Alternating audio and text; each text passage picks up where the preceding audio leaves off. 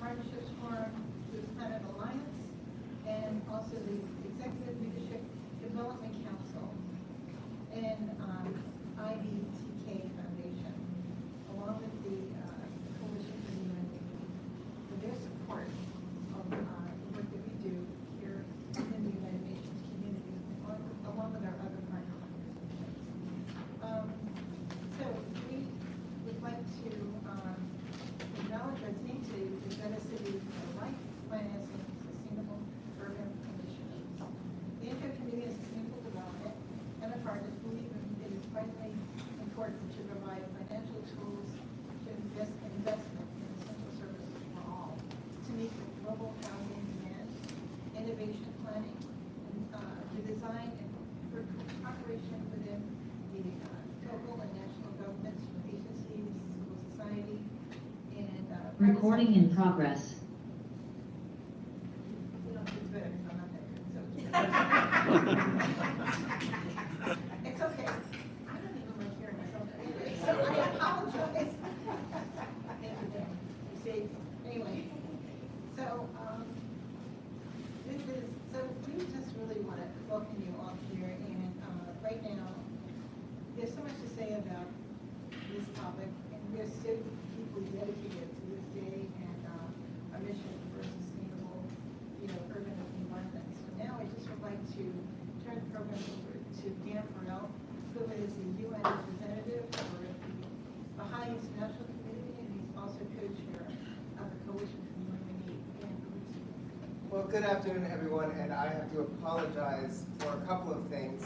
One, for the jokes that I would probably make that won't be funny, but perhaps more importantly, the fact that I'm trying to manage the Zoom, the shared presentations, moderating, building a chat box, and to duck out early because happy Halloween, everybody. There are children at home who beckon.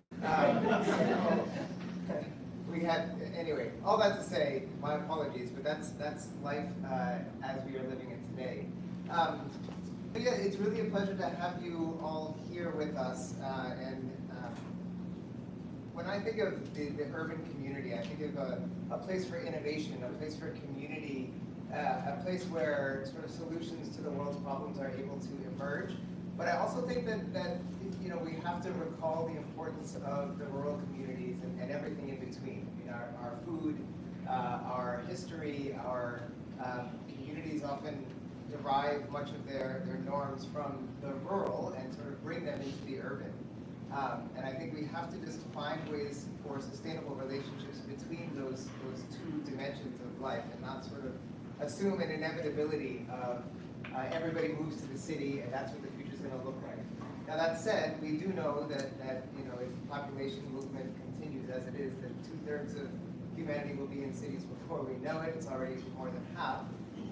And with those dense populations come all sorts of opportunities and challenges. And we'll hear many of the solutions, many of the innovations that are arising from these wonderful corners of the world throughout our day together today.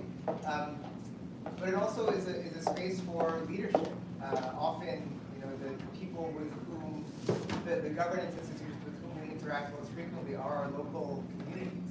And we're very pleased to be joined by a number of representatives from local communities, mayors, and others who are often the first point of contact when it comes to that engagement of sort of the quote average citizen, and hopefully increasingly when it comes to the engagement of the UN. The UN is of course a member state space, but we know that there's a lot emerging from cities that is finding its place in the discourse at the UN, including things like voluntary local reviews and all of this at the HLPF. So there's a lot of innovation that's coming. I mean, in terms of countries, there's 193, which means 193 innovators at the level of cities, thousands, which means thousands of different innovations arising. So I think it's really exciting to be here today and to learn what is emerging, what has taken place over the past year since the last Cities Day, and taking that knowledge forward and to continue advancing together. So, oh yes, I suppose I should mention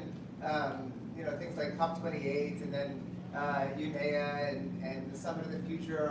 All of these important marks with many of the others, CSW and Commission on Social Development. There are all these important points, and the degree to which we are able to incorporate all the different solutions that we learn from cities and other localities into these sort of established spaces of the UN, I think the more success we'll see emerging from the UN itself. So my apologies, and I'll hand the floor back over to Margaret. Thank you for saying all that, and it's so true. We're looking forward to some points along the way in the coming year where we will have opportunities to really support our agendas locally with member states and different agencies, and beyond that, also including the private sector, which we often do in our meetings. We want to be really inclusive, not just talk about it, but be it and show it by inviting different people to be a part of our discourse. So we're really eager to hear from all of our speakers today, and later on we'll have an opportunity, not so much for Q&A, but more about and the questions we have here today. Dan, I'm going to turn it back over to you. Sure, yes, we are pleased to start today's meeting with the message from Amira Mourad Sharif, who's the Executive Director of UN Habitat. And this is her message on the occasion of World City Day. Let's hope that it's optimized for audio and everybody can see and hear. And I've lost where it is on my screen, which is fantastic. Screen.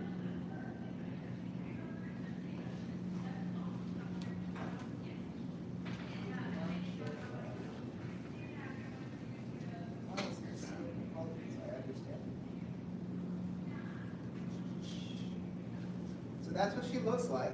I'm very humble for you to take a look at her. And now let's try again.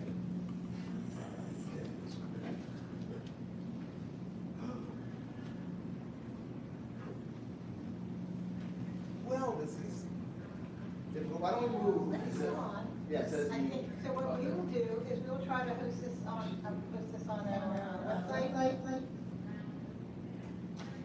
Okay, so, technology being what it is, never to fail us, to always have some glitch. We also want to mention that we were happy to be hosted today by His Excellency Tevi, the ambassador from the representative of the Republic of Vanuatu, but unfortunately it has it's flu season. It started. So we wish him well. We're sorry to hear that. Economy. There we go. Okay, so that's it. So Tevi will not be able to join us, and we didn't speak to our deputy representative. So are we going into her? Okay, we're going to now go to this message, and then we have questions. Our global economy is facing multiple shocks and crises. Along with the escalating climate emergency, people all over the world are faced with the rising cost of living, lack of affordable and adequate housing, as well as poor basic services. Hundreds of millions of people are anxious about their present and future security, dignity, and livelihood. Progress towards achieving sustainable and just development and the 17 Sustainable Development Goals has stalled. This is felt even more strongly in the developing world. We need a new financing framework for sustainable urban development to reverse this trend. We also need to invest in integrated planning and turbocharge our commitment to shelter and housing as a human right. Things might seem impossible, but I am always optimistic. I believe in turning impossible into I am possible.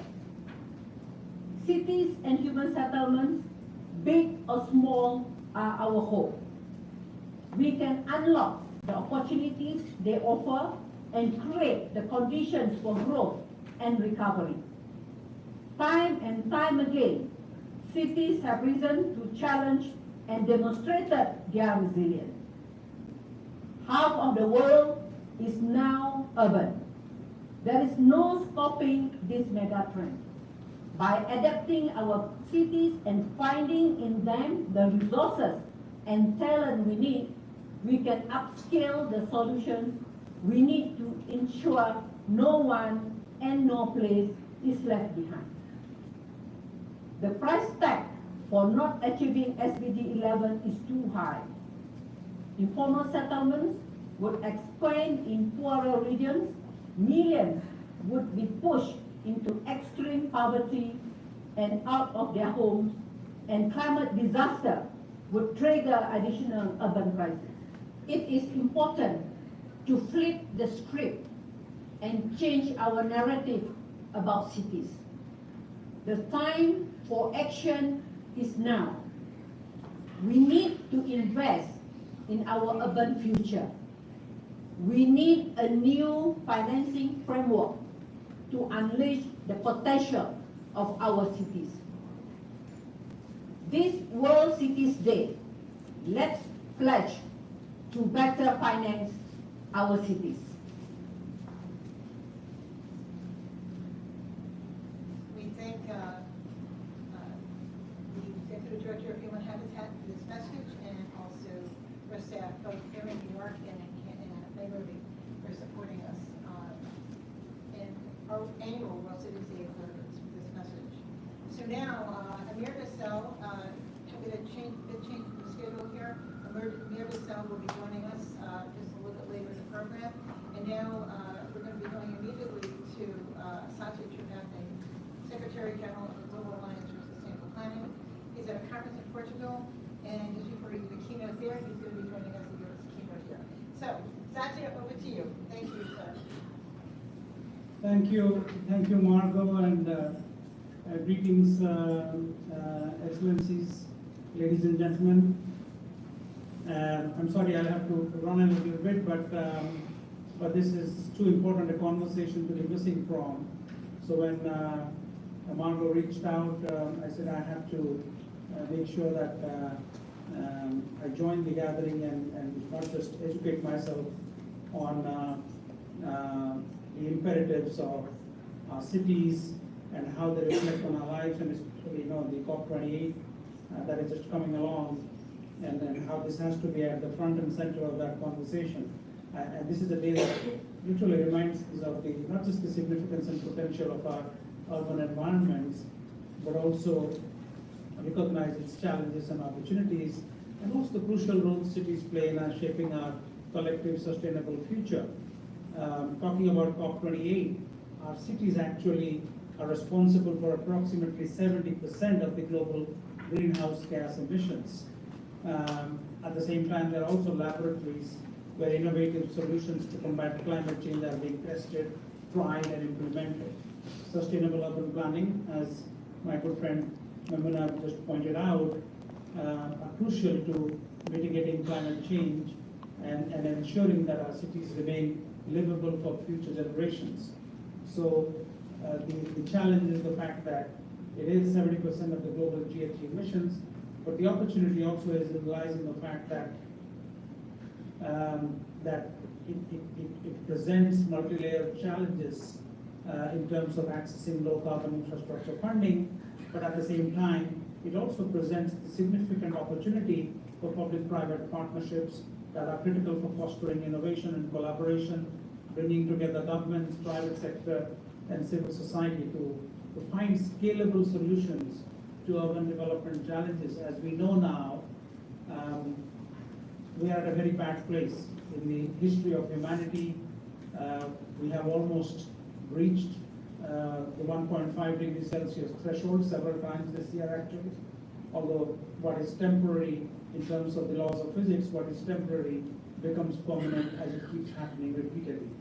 And so now we must make all efforts to at least be under 2 degrees Celsius of global warming, which was the ambition articulated in the Paris Agreement, although Paris Agreement in and of itself, the first NDC synthesis was about 3.2 degrees of global warming, and the ratchet mechanism and the subsequent NDC synthesis report points out that we are now on track to 2.7 degrees of global warming, provided that everybody implements what they have promised. and that's a big if. So I just want to congratulate all of us in terms of the significance of this day and the opportunity it presents. The IFC, which is the private sector arm of the World Bank, has estimated that cities just in the emerging markets, not just cities across the world, represent a US $7.6 trillion green investment need between 2023 and 2030 to be sustainable and to present equitable and just transition. So there is a great opportunity, but again, that has to result in meaningful growth, not just mindless urban sprawl, and then that is only possible when countries of the global north and the global south come together, work together, imagine together, and find the resources that can be deployed to make lives better for billions of people worldwide. Thank you, and wish you a very, very successful deliberations. Thank you. Thank you so much, Satya, and we wish you all the best with your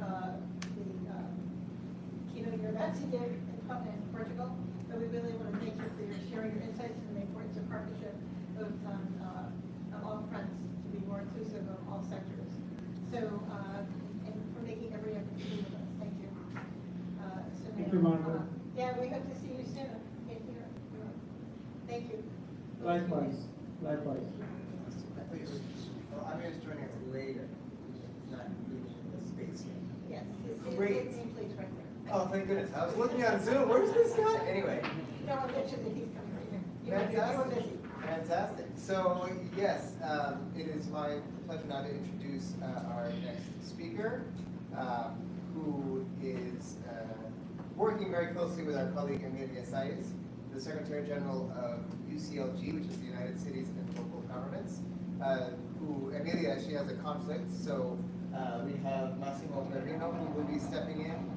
He's a policy officer at UCLG, and he will share some of his reflections. So Massimo, you have the floor, and lovely to see you again. Well, thank you very much, Dan. Lovely to see you and everyone as well. Greetings, Excellencies, Mayors, Governors, and partners. Firstly, thank you to the NGO Committee on Sustainable Development in New York, the Baha'i International Community Office, the Coalition for the UN We Need, and all the partners for this kind invitation. As Dan was mentioning, unfortunately, UCLG Secretary General Media Foundation was not able to join today, but I'm very happy to be here representing her as well as United Cities and local governments, and it's nice to see so many friendly faces on Zoom and in the room. So just very briefly, for those who may not know, well, UCLG, we're an international association of local and regional governments, and well, we represent the interests of local and regional governments at the world stage and within global policy processes. And we also are the conveners and facilitators of the Global Task Force of Local and Regional Governments, which is a network of all of the different associations and networks of local governments that works as an organized constituency, interlocuting and dialoguing with the United Nations within global policy processes. So a little bit of background on what we do there, and happy World Cities Day, by the way. So from our end, well, we wanted to bring three messages to this important gathering today here for World Cities Day. The first one is kind of looking back on the SDG Summit, the midpoint review of the 2030 agenda. From our side, and of course I know this is shared among many and among the UN, that well, we're not where we need to be with the Sustainable Development Goals or with the other global agendas. This was clear from the review just this past September. And although we do think that the SDG Summit political declaration did come out strong in certain aspects, especially related to urbanization and to highlighting the important role that the localization of the SDGs has in leaving no one and no place behind. So we do have some important, let's say, moving forward in many different aspects. There was actually no single mention to local and regional governments within this political declaration, and this is actually something that, well, the local government constituency, there are many already representatives here today who I'm sure will share the same message, but it was not mentioned, although we've been front and center in the implementation of the SDGs. So one of the messages that we want to bring today is that, of course, it's important to recognize the localization of the SDGs and how it plays into the achievements of the 2030 agenda, but we also need to have recognition of local and regional governments not only as implementers of policy, but also as essential partners in the implementation, so as political actors. The second message that we wanted to bring from UCLG today is that, well, as local and regional governments are the closest level of government to communities, it's key that we also think about what these local and regional governments do, which is providing local public services. We believe that local public services isn't recognized as strongly within the 2030 agenda and within other agendas as being key to achieve basically all of the SDGs. I mean, whether we talk about water provision, education, food, or health, it all ends up falling under, in one way or another, local public services. And, well, happy to see here many mayors today. And so this is something that we'll be looking towards the Summit of the Future with a close eye on local public services and on making sure that local governments are seen as political actors, especially in light of this call from the UN Secretary General within the Common Agenda to revitalize multilateralism and make it more networked. And we hope to also see this within the UN's Pact for the Future that will be coming out next September at the Summit of the Future. And the third and final message is maybe more related to finance in relation to some of the focuses of today's session, is that building on the call from the Common Agenda to look at a new way to provide global public goods, we think that that is very much connected to this idea of providing local public services, and to think of not only classic local public services like what I mentioned before of water provision, sanitation, but also thinking of the new types of public services. So access to technology, having a transparent open government system, the ethical use of artificial intelligence. So this is something that we'll be looking at when it comes to global public goods. And related to finance, we think that we do have to rethink finance in terms of having a renewed fiscal architecture, and that this can really only come about with the consultation of all stakeholders, but especially of local governments. As mentioned before, they are key political actors, and they're also implementing the policies that are really trying to set out for the targets of the SDGs. So this would be it from our side, and we're really happy to be here and listen to the discussions, and back to you. Thank you. Thank you so much, Massimo. Of course, your position within UCLG and the work that it does is always super appreciated, and it's the first port of call for many of us who are working on these issues. Plus, that is an amazing shirt. So, moving on, we're very pleased to welcome back Lord Mayor Ms. Carola Gunnarsson from Sala, Sweden.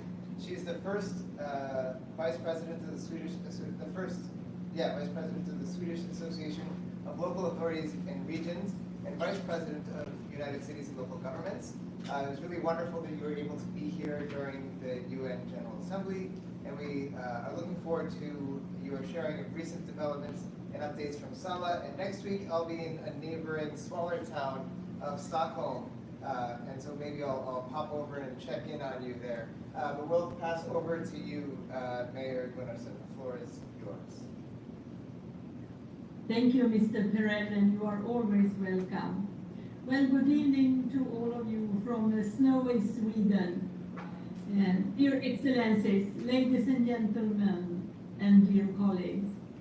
Throughout the history, people have been attracted to cities as centers of culture, learning, and economic opportunity.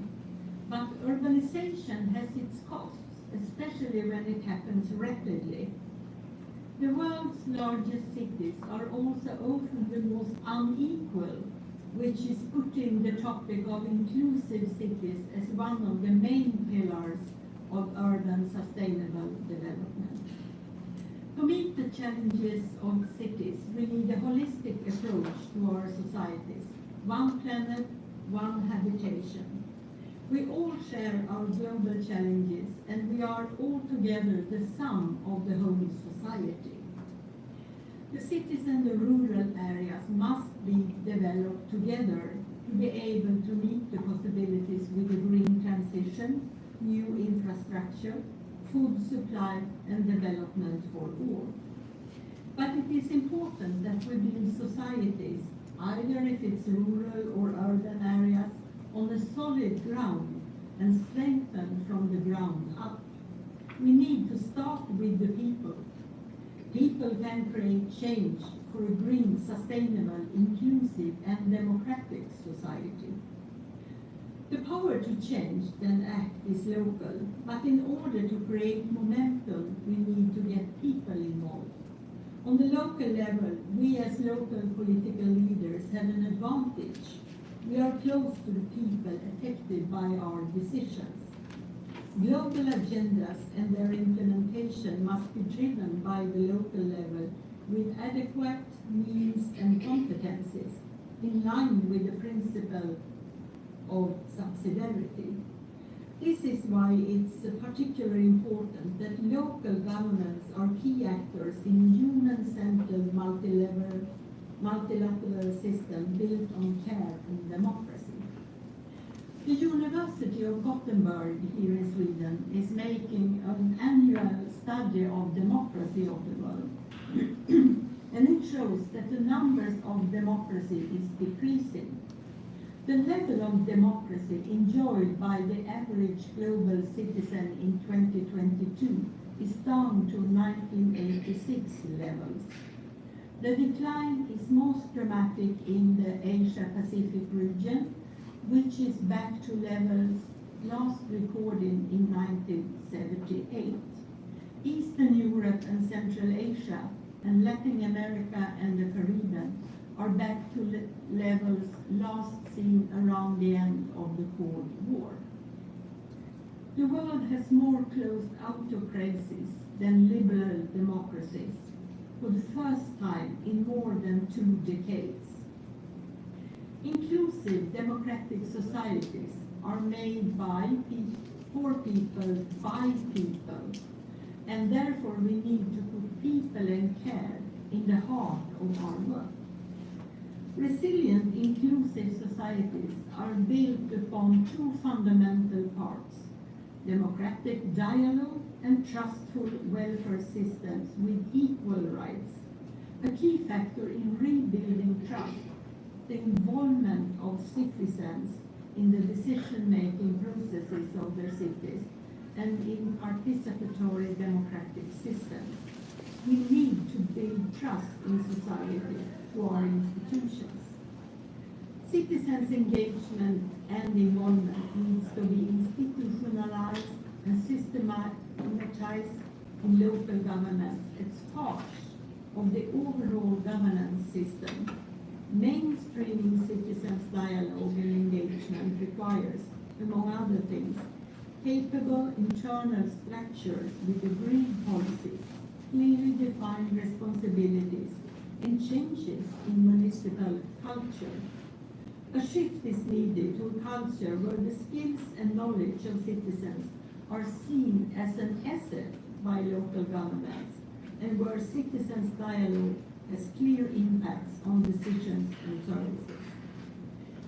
When the community has greater access to the resources they need, resiliency grows. A community with robust social networks and local systems is prepared to immediately take action after a disaster.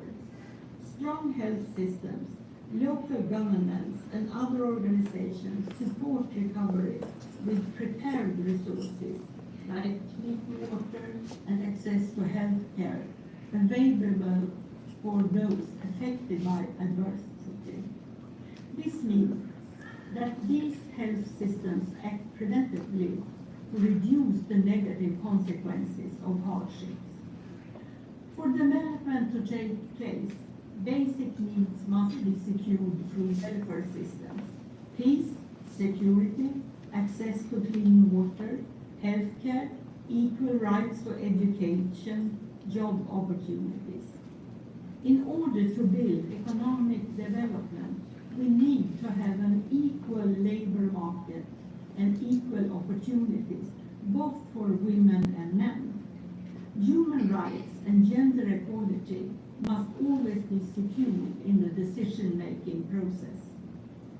This means actively working close to people at the local level, but also globally and in partnership with the governments, with the civil society, academia, private sector, and others to build inclusive, resilient, and sustainable communities for all. We are building trust and inclusive, resilient societies through peace and democracy. Building sustainable communities, whether they are villages, cities or countries, and societies at large, will be critical to eliminating poverty and boosting shared prosperity. This is all about leaving no one and no place behind. Thank you for listening to me. Thank you so much, Mayor Gunnarsson. And yeah, I think it seems very clear that we have a lot of shared objectives, and I think it's really interesting to hear how it finds expression at the local level. And so I'll pass the floor back to Martha. Yeah, thank you, Dan. And yes, thank you, Mayor. It was so good to see you during the General Assembly time and the UCLG presentations that were happening at the UN. Thank you for joining us again. Now we're pleased to welcome Honorable John Mitchell, Mayor of New Bedford, Massachusetts. Under John's leadership, the city has achieved both the highest bond rating, the highest high school graduation rate in its history, lowered the crime level by 40%, and secured hundreds of millions of dollars for youth-forward investments. And the impact that this has all had on the initiatives in the city is focusing on in an incredible way. So John, I'm going to call you John now, and we say over to you. We have to start with you. Over to you. Well, great to be with you all today. Thank you, Margaret, for the introduction. Thank you, Dan. Thank you, everybody. Happy World Cities Day. Happy Halloween, of course, in the U.S.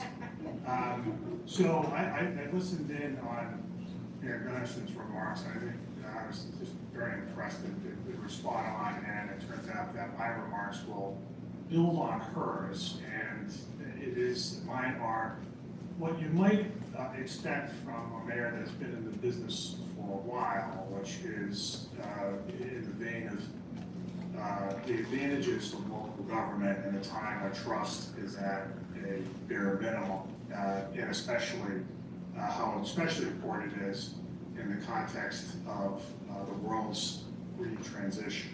So just a little bit about New Bedford. So New Bedford is on the southern coast of Massachusetts. We're about 60 miles south of Boston and about 200 miles east of New York City. It's a city of a little over 100,000 and in a metro area that it centers of about 250,000. So by definition, a medium-sized American city. We're best known, I think a lot of folks would know, recognize New Bedford as the setting for Herman Melville's Moby Dick, but in more modern times for America's top commercial fishing port. So, but we're also an older industrial city in the US, and as it is in Europe, so it is in the United States, that much of the world's capital in the last 25 years has gravitated to the major metros. Talent has followed, all to the detriment of cities like mine that are situated elsewhere, that are not satellites. So, you know, for us, it's been an effort in making our way nevertheless to become a more vibrant city, a more economically competitive city, a more resilient city. We've worked very hard at making a green transition of sorts. We were one of America's leaders for a while in the development of municipal solar capacity, the retrofitting of municipal buildings through escrow agreements, through as well as the conversion of a whole lot of what we see out there at night through LED technology. But you know, the big thing right now for us has been the launching of the American offshore wind industry. For those of you from Europe and elsewhere in the East, you know that offshore wind's been around for a while. It's been in Europe, maturing in Europe as an industry for over 30 years, but it's just arriving now in the United States. And the first utility scale offshore wind project is being launched right now from the New Bedford waterfront, the Vineyard Wind project. It's an 800 megawatt project, but it's the first of its kind in the US, with many more to follow. So you might look at that and say, well, what does that have to do with trust? Well, it's kind of what it relates to what I mentioned earlier. So New Bedford is the center of commercial fishing on the east coast of the United States. The next largest port on the east coast has about 1/5 of the landings. Fishing is a big part of our economy here. Fishing is a big part of our culture. And as a matter of both promoting climate adaptation as well as mitigation, as well as promoting economic development, I've gone headlong into promoting New Bedford as an offshore wind pool. So one might say, well, what do the fishermen think about that? And the reaction is, well, initially they didn't think too much of it. The fishermen have America's highest occupational mortality rate. It's a dangerous business to begin with, and the prospect of putting movable objects in their way is not exactly welcome news. And so it has been very hard for us to get to the point where we could embrace both industries. It isn't what we have done in order to advance the interests of both, right? Two industries that are vying for natural resources in the same general area of the outer continental shelf and off the east coast of the United States, is to get them to understand one another better. And in the case of the offshore wind industry, it's been an effort to get them through a whole lot of advocacy, a whole lot of discussions, public hearings, and one-on-one, very frank conversations to understand that the industry in the U.S. is very different from Northern Europe. The fishing industry that they're accustomed to, it's bigger, it's more complex, it's in many ways involves more ports.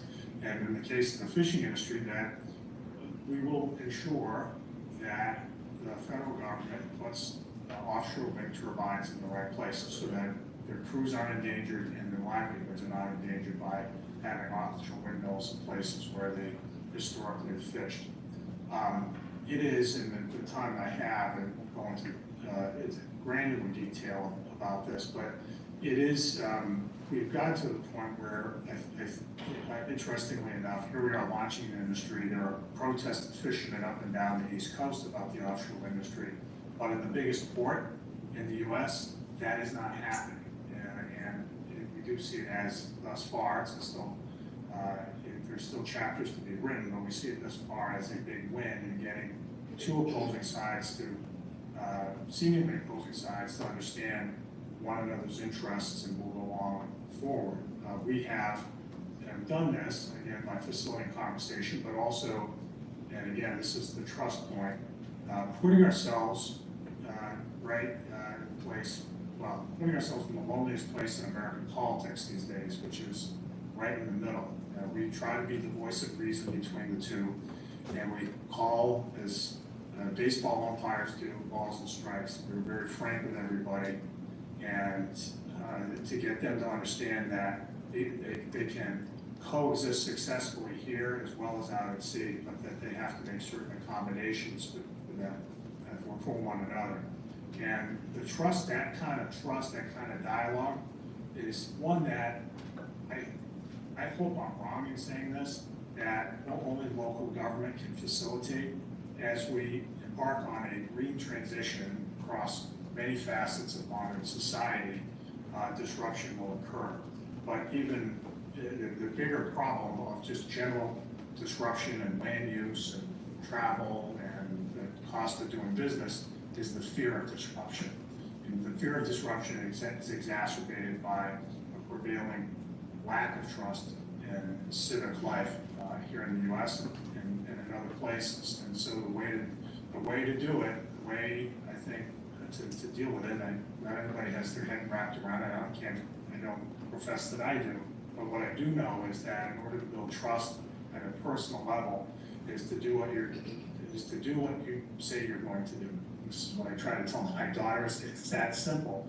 You got to follow through. You have to look people in the eye, which local officials can more readily do, as Mayor Dennis pointed out, and actually do as you promised. And that way, I think that frankly is the key. It's not just engagement. It's not just dialogue. It's actually telling people, being straight with people, and actually sticking with the program. And so we've done it here in New Bedford. Our fishing industry continues to thrive. Our offshore wind industry is being launched. It's not perfect. There's still people who are pointing fingers, but at the end of the day, progress is being made, and I don't think it could have been made if we didn't take the approach that we did. So I'll stop right there. It's just a general commentary that picks up on the mayor's comments about the building of trust. It's hard work. It requires openness, and it really requires a longer-term vision for what you're trying to achieve. Thank you, Mayor, for showing your commitment for the city's sustainable future. Also, we appreciate you becoming an honorary advisor for the NGO Committee on Sustainable Development in New York. That is greatly appreciated. And we all learn from each other, and we're here to be supporters. So just know you're always welcome to be with us anytime. Over to you, Dan. Well, the next speaker, unfortunately, has also come down with the flu.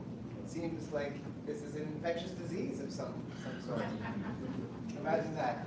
It was supposed to be Aisata Kamara, who's the Deputy Commissioner for Policy and Strategic Initiatives and Chief of Staff at the New York City Mayor's Office for International Affairs, which would have been lovely to hear. But that, I suppose, gives a little bit more time for our next speaker. Would you like me to introduce her? Would you? Oh, if you want to. Go ahead. Sure. I'll give you a minute. You can have it. Two for the price of one. So we're pleased to welcome Kate Wright, who's the Executive Director of Climate Mayors.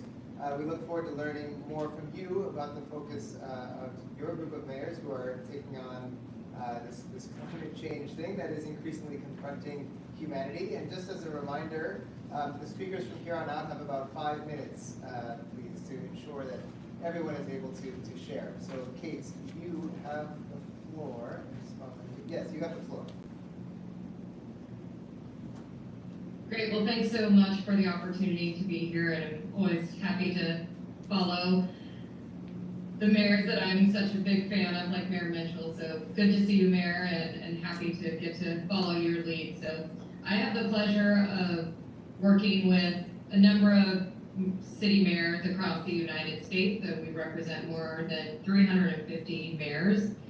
This work is really important to me to focus at the level of the city for many of the reasons we've heard today.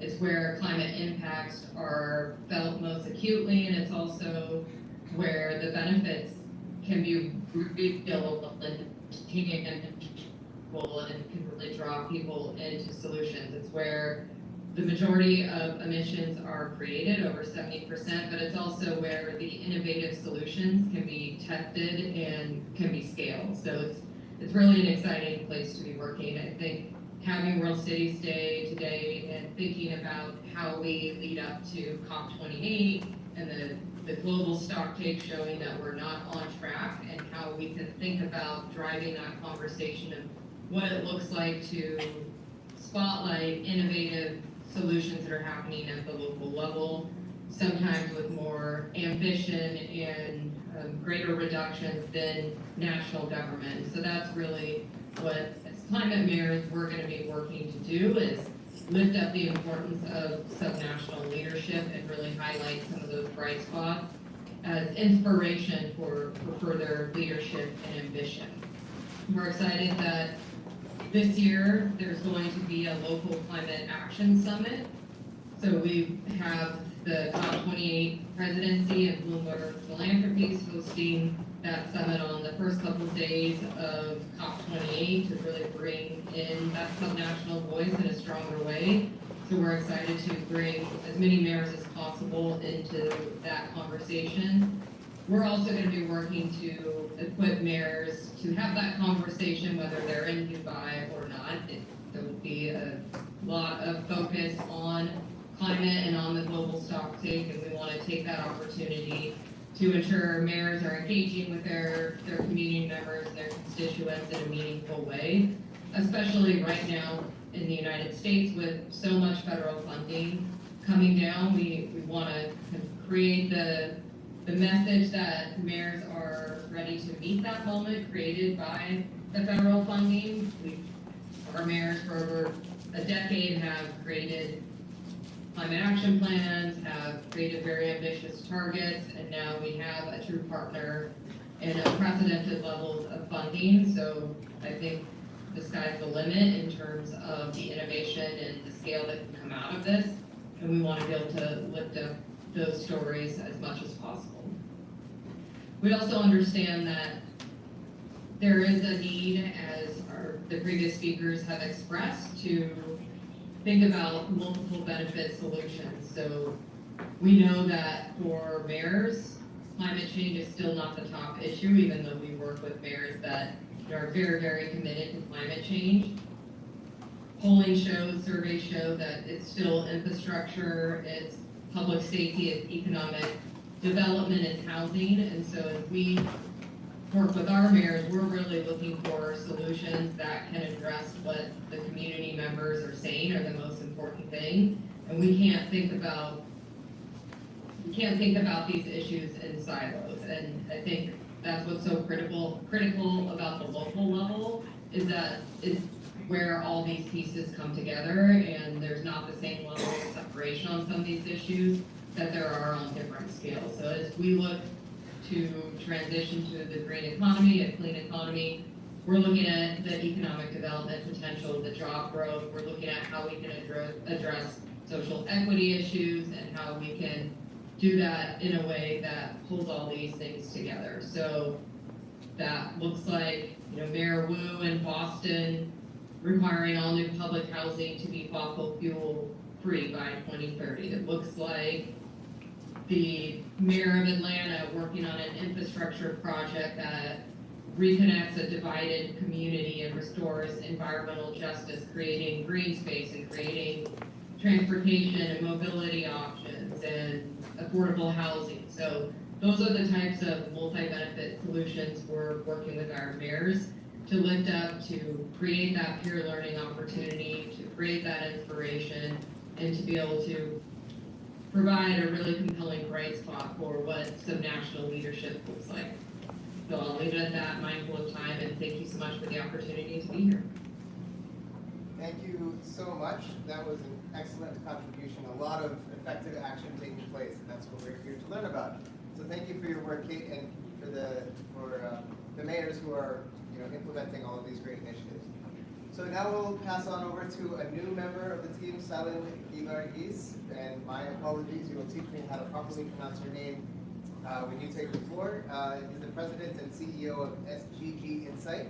He served as senior appointed leadership post at HUD's Deputy Assistant Secretary General for the Office of International Philanthropic Innovation during the administration of President Barack Obama. You try saying that 10 times fast. You led the United States domestic preparations on the new urban agenda and co-led with the U.S. State Department its delegation in October 2016 to Quito, Ecuador for Habitat 3. And now we're inviting you here to share some important initiatives in the Washington, D.C. area. So over to you, Celia, for your contribution. Thank you, Dan, and you did an enormously good job pronouncing my name. No spelling test for anybody else actually participating here, but great job on this pronunciation. Saling Givergate, it's great to be with all of you today, to join and celebrate with all of you on World Cities Day. Again, many thanks to Margot and Dan and the NGO Committee for Sustainable Development for organizing this important contribution to conversations about the potential of our cities to produce equitable, inclusive, prosperous, climate-friendly solutions for all.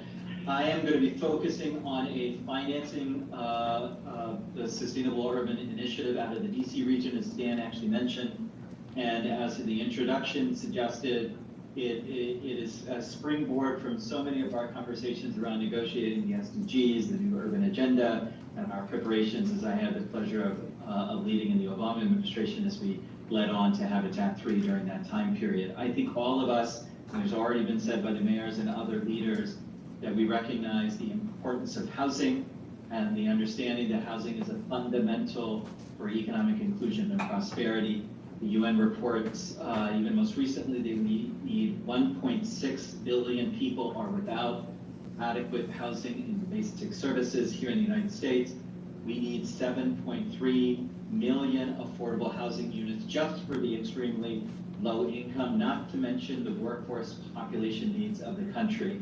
We face historic levels of housing insecurity, acute and chronic homelessness, and affordability pressures that make the search for solutions incredibly timely and important. And I'm here to talk about one private sector innovation emerging out of the DC region. It was birthed by public, nonprofit, and private sector leaders at the Federal City Council, and it's called the Washington Housing Conservancy. Like so many cities in the world, the DC region is a high-cost market where rents and land costs have been exploding, where generational residents of DC can barely afford to live in the city any longer, and where housing affordability becomes an economic growth challenge for the region. Government subsidies for housing are too precious and too few, so we need models that are able to preserve affordability with little to no tapping of those public subsidies. And I've been tracking the public chat where we actually are talking about the need for public subsidies, and maybe we'll have a conversation around this. This particular model of the Washington Housing Conservancy is there to try to figure out ways to tap those public subsidies left. So leaning on the private sector and nonprofit and philanthropic sector to create solutions. The Washington Housing Conservancy is a nonprofit owner of rental housing in the DC, Maryland, and Virginia area, focused on housing preservation in particular neighborhoods, those neighborhoods that are rich with amenities, access to transportation, good schools, access to health, recreation, food, proximity to quality jobs. We know that we can't do much if people don't have the foundation of housing security. So the Washington Housing Conservancy model is a two-part model with a real estate and a social impact basis. On the real estate side, public and private partnerships are coming together to take advantage of an impact pool that offers lower cost capital as mezzanine debt to buy down the cost of the loan to purchase the building and to lower the requirements of an equity investment on the front end. We are able, by virtue of the impact pool, to take advantage of the nonprofit status of WHC, to garner impact investors and grant makers interested in housing issues. And we're focused on workforce population within a mixed income, mixed finance model. It's a financing and partnership strategy that enables us to compete against the private sector developers and managers in our region that, quite frankly, are gobbling up what available real estate is here. So that's the real estate model and the financing model on the real estate side. But it is also a social impact model where we are realizing that mixed income communities don't just need a sustainable financing innovation, we need a strategy powerful enough to produce better individual and community outcomes. We do that through a 4-pronged strategy that includes inclusive property management, enabling property managers of rental properties to build community problem-solving skills with residents, not just for them. There's a community network building strategy where we're building supports and relationships in and among residents to solve problems, build capacity, and create long-term stewards of the community. We also leverage a placemaking strategy, building a sense of community in the community itself, trying to leverage the physical assets for better inclusion and belonging. And lastly, there's a human capacity and wealth building strategy where we have services and supports and networks that enable residents to build wealth, to build capacity, assets, and connections with their neighbors and with people beyond their neighborhood. We're in the 4th year of implementation on this financing innovation with 5 properties throughout the DMV, and I'm happy to say more about that in questions or comments or outreach. These are neighborhoods that are the most desirable places to live in the region, but that have increasingly become unaffordable for workforce residents, our teachers, our firefighters, our nurses, our policemen in the region. There are more property acquisitions on the horizon, and these are going to present more opportunities for learning with residents and creating conditions for them to have power, for them to have authority, for them to have agency in the midst of all of the transitions and change that are happening. With that, I'm excited to share this innovation with you and look forward to learning more with you. Thank you very much for the opportunity to share. Thank you so much, Selin, for your continued efforts, your good work, and for sharing some of these successes from Washington. And I think there's a really interesting question in the chat box about whether this model is transferable. And I think it's worth just considering what are the elements of it that are transferable, what may not be. Because I think that this is a question, and I thought about copying and pasting. It's about learning lessons and seeing what of those lessons can be brought to different spaces. So thank you again for your contribution. And back over to you, Margaret. Yeah, and I really appreciate the fact that you brought this example to us. What we're doing here is showing what can be possible so we can all learn from each other and support community involvement. Thank you so much for becoming a member of our Media Sustainable Development, the Architect Club. We really appreciate you being with us. So now, it's a pleasure to also be inviting back Sandra Barrett, the CEO of Personal Cities, Brand Ambassador for Smart Cities World. You always have so many projects coming out, Sandra. Can't keep track of it. But you know, you're busy all the time. You make time for us. Sandra, over to you. Thank you. Oh, thank you, Margot. You know, there are 10,000 cities in the world today. And I think it's just a pleasure to celebrate them, to sort of honor the work they're leading right now, today, to transform into sustainable, even better, more resilient cities. And I think we should acknowledge this transformation that they are leading. You know, they're really reimagining their future. I mean, from climate crisis to transportation issues, housing issues, the impact of artificial intelligence, social and economic inequality. I mean, all of the speakers today have spoken about that. But the truth is that no city is immune from these challenges. Every city is grappling with what to do and how to do it. So I think this transformation is, I think it's Dan that mentioned earlier, we're really at a tipping point, and you know, people at this meeting and around the world, I mean, it's time to take action. I think the other thing that we need to acknowledge about cities is their power. The power that cities have really to effect change, to make things different from the way they are today. And I think this idea that, you know, it's the same old, this is the way we've always done things. Let's just keep doing it that way. No, let's not do that. Let's come up with some new ideas, new solutions, new coalitions, if you will. So today I just have time to talk about, I could have talked about hundreds of cities, but Margot said to stay within 5 minutes. So I just want to talk about 2 cities that I think are candidates not only for great plans and strategies about resilience and sustainability, but also are putting their money where their mouth is. They're investing They're using funding that's available. I mean, this is where the action is. You know, it's one thing to say, oh, let's have a strategy to be more resilient, but then if you don't really enact it, if you don't deliver on the promise, and as Mayor Mitchell so importantly said, you know, you stop losing trust from people, right? You stop trusting that things are actually going to change or get better. So today, very briefly, I want to talk about two cities. The first is in the United States, the city of Los Angeles. So probably, I think around 4 million people in the city, but probably 18 million people in that huge region of Southern California. As you may know, Los Angeles is about to host the 2028 Olympic Games. So this is a big driving force. And sometimes cities just need, you know, this lever, this hammer to make them take action. But LA is really gearing up for this.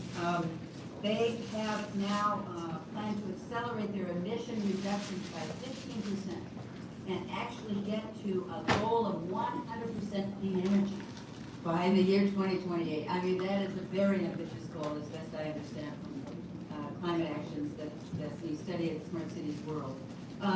They created this clean energy partnership. It includes a virtual power plant. It includes solar and storage systems around the city. They have distributed generation centers. They are working on electrification of all buildings. They are planning community solar. I mean, they're planning flying taxis. If you go to the site, you'll see a taxi ready to fly. So these are not pipe dreams. These are things that are happening in the city, and LA is finding ways to invest in this. They also, well, part of the beauty of that partnership, by the way, is that it's a new coalition, something I advocate for cities all over the world. We can't just do public-private partnerships. In my opinion, that's passé. The coalition is of course governments at all levels. It's of course enterprises, companies big and small, but it's also academic institutions. It's nonprofit organizations. It's foundations. It's schools. It's activists. It's people that are making things happen in a city. That's where the coalition is, and those are the cities that are listening to all the voices that I think are really getting support and buy-in. The other thing LA did, just one more thing about LA, is that they created this Los Angeles Clean Tech Incubator. It's founded as an economic development initiative by the city of LA, and it has helped 375 portfolio companies raise over $1 billion, generating $335 million in revenue, creating 2,600 jobs around the city of LA. I mean, this is where it's happening. We can't just sit back and say, well, we're just going to slide into this climate resilience stuff. We've got to take action. And the good news is that the action creates jobs, it creates energy, it creates support, it creates citizen engagement. I could go on. But I think the story here in LA is that this investment in the right initiatives is the long-term impact on cities, and that's what we need to think about. So one other city I want to mention very quickly is Helsinki. So Helsinki in Finland is a wonderful, beautiful city. Sandra, you're at Yes. your time. You're at your Oh, time. I'm at my time. Well, just be sure and read up about Helsinki. They're doing amazing things, and You got it. I'll be glad to answer questions about it later. Okay, thank you, my dear. Thank you. Thank you so much, Sandra, I appreciate you, and, so, I'm gonna go to you now, I'm gonna wait for long. Okay, you ready? You ready enough? Okay, so we're gonna now go back to the beginning, and where we were before. So Amir Dressel is the president and CEO of the Global Partnerships Forum. He's joining us now and he's actually been dedicated to financing sustainable development around the world, actually. He's doing it everywhere. And you've had some interesting encounters recently with the climate agenda and so forth. So we always value your insights and your contributions to our session. So over to you, Amir. Thank you for joining us, and thank you, Todd. Thank you, Margaret. Very nice to be here, and I really appreciate you. Today is a very important day, as you'll see from slide. Next one. Hi. World City State, if you really think about it, online, and we not create sustainable society, sustainable cities, then we have minimal chance of achieving the SDG. The Secretary General has made it quite clear that we need all the agents of growth. And we need to create not just sustainable society, not just sustainable, but prosperity for all. And we get taking the stages where we can have it. We're struggling very, very badly. Only 15% of the 169 targets have been achieved today. We're halfway along. At least if you were at 40%, we might have said, okay, it's important. But if we're in bad shape, we're talking about by the end of 2030, 575 million people will be living in abject poverty. COVID created a challenge for young kids. The forecast is that at least 84 million children will still be out of school. And we talk about gender equality, women's empowerment. Where do we stand? We can't believe that. In 300 years, we achieved that. And I'm sorry that my species has failed. We give lip service. The Secretary General has and is making progress in pointing where it is.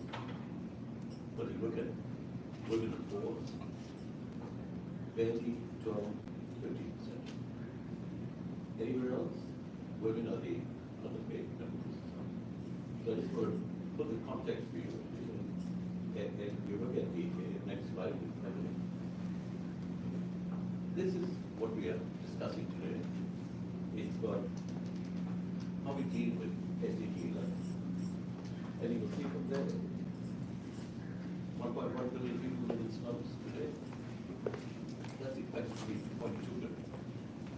So, the free speaker made a very good point. And there's some distinction between the public-private partnerships are passé. I would say they're totally passé, but they're there. What we need is multi-stakeholder partnerships, which is the coalition concept. And the state of air pollution, the state of climate change. We're now gearing up for COP28 next month. And the lot is riding on that we try to figure out how to address greenhouse gases, how to address adaptation, mitigation, and more importantly, building resilience. And if I give you the next slide, I just want to point out two targets here. I mentioned to you about the slum situation. That is the first target of 11.1. And we need to upgrade living quarters because if you think of the mentality, how it affects people if they live in slums, they despair, despondent. So we don't take care of it. It's not rocket science, but we generally tend to say, I worry about myself.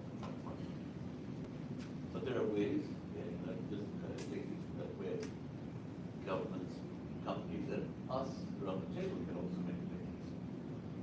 And I'll just take you to the next target, here, 11.2.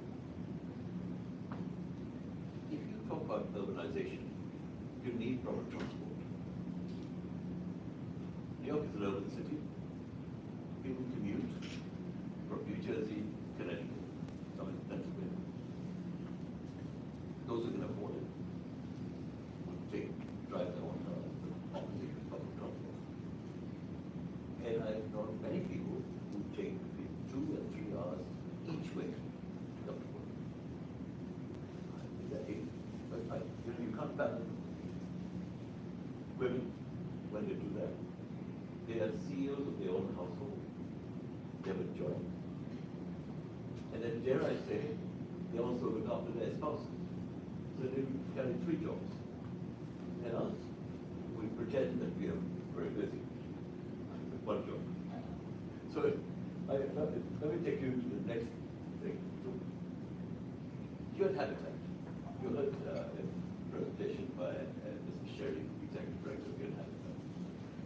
Vanuatu has a program called the Urban Agenda Platform. They have an urban agenda, but the platform is about putting up there things you can do, things you are doing, to try to inspire others, to actually, it's really what I call an online platform. It's a little bit passive, but it's very effective. So I encourage you to look at that. It's very easy to search Urban Agenda Platform. You can get that. So, what can we all do? If you look at things, governments have a role to play. There are 5 different things that I've tried to put together for each of the sectors. Urban planning is key. And those are things which we sometimes take for granted. Sometimes we pay the price for it. Lack of adequate waste management, for example, lack of clean water sanitation. Then in the West, we take this for granted. We talk about, New York City water is recycled 9 times. Yet we are used to seeing clear water now. In about 2 million people around the world cannot brush their teeth because the water is filthy. So, governments really need to take their responsibility and say, let us think of urban planning in a way that helps our citizens, our people. Because you create better citizens, they become members of society. They provide economic contributions to society. And by earning, they help their children learn. The children learn better, earn better. So these are the 5 areas.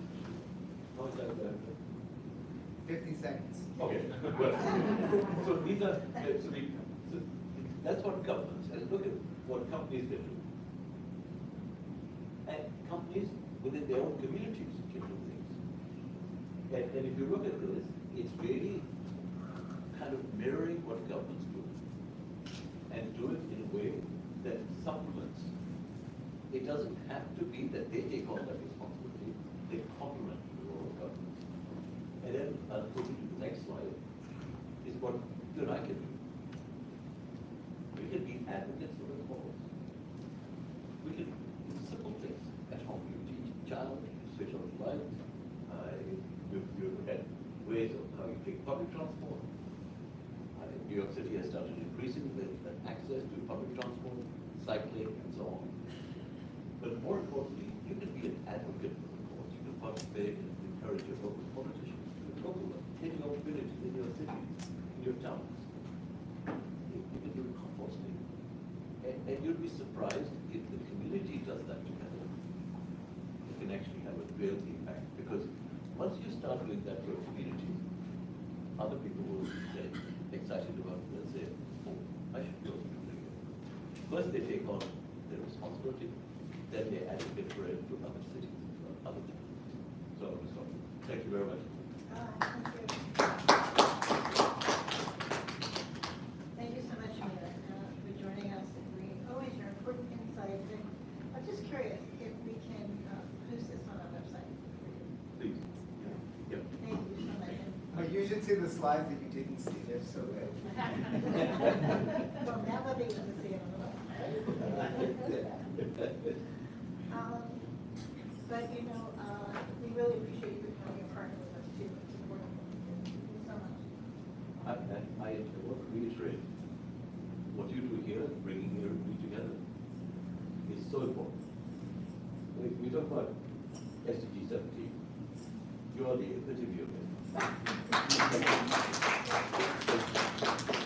Well, you know, you're an inspiration. You started the UN Office of Partnerships, and you know, there's so much that you have. You're an inspiration, and I appreciate Kaz joining us as well. Because you are also an inspiration as a woman there, of course. Just like see the problem. I know she is. Yeah, we know each other for so long that it's so much appreciated that you are here supporting civil society engagement in being a partner in going forward. We're not just talking about it, we're showing how. So now, speaking of Agenda Partnership, we'd like to now introduce Stan Chen.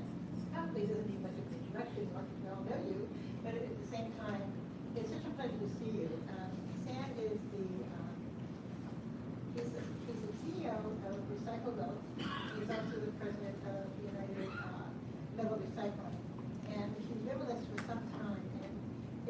we know each other since the pandemic, but you have just truly been there as an amazing support. So we thank you and over to you now to show your work. Thank you so much, Margo. So my name is Stan Chen, and I like to say that I work at the intersection of sustainability and technology. So I've been at United Metal Recycling for a while now. Started that company, but I'm actually a 20-plus year veteran of the recycling industry, and started Recyclable a couple of years back, actually 6.5 years back now, because I wanted to build an app to help people recycle better.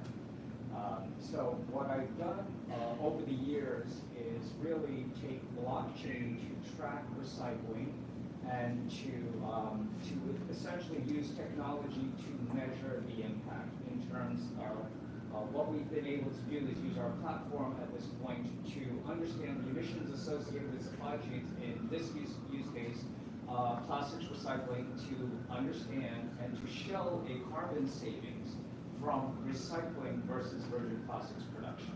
Now, when Margo asked me to speak, if I had any words to say about like sustainable cities and financing, I was like, yeah, I think so.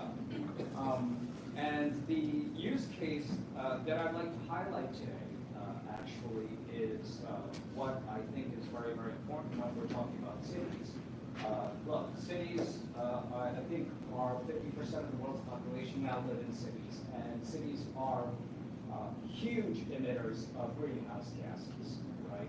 Responsible for quite a few greenhouse gas emissions in terms of transportation, and energy usage. But I actually want to highlight the other aspect of the greenhouse gas emissions from cities, which is waste.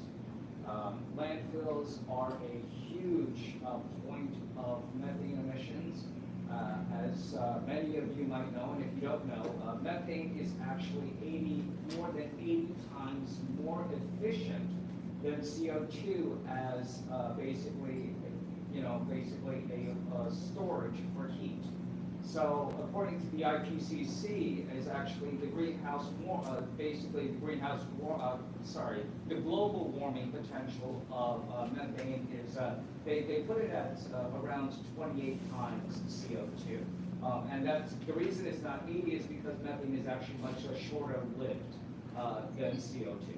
So when we're talking about methane emissions and how we can decrease methane emissions, I actually want to focus on composting programs and community gardens because, as Amir has said, look, I actually do want to highlight composting programs in today's talks on sustainable cities, not only as a solution, but also highlight basically financing, right? So composting is a great way to divert organics and food waste from landfills, thereby decreasing methane emissions.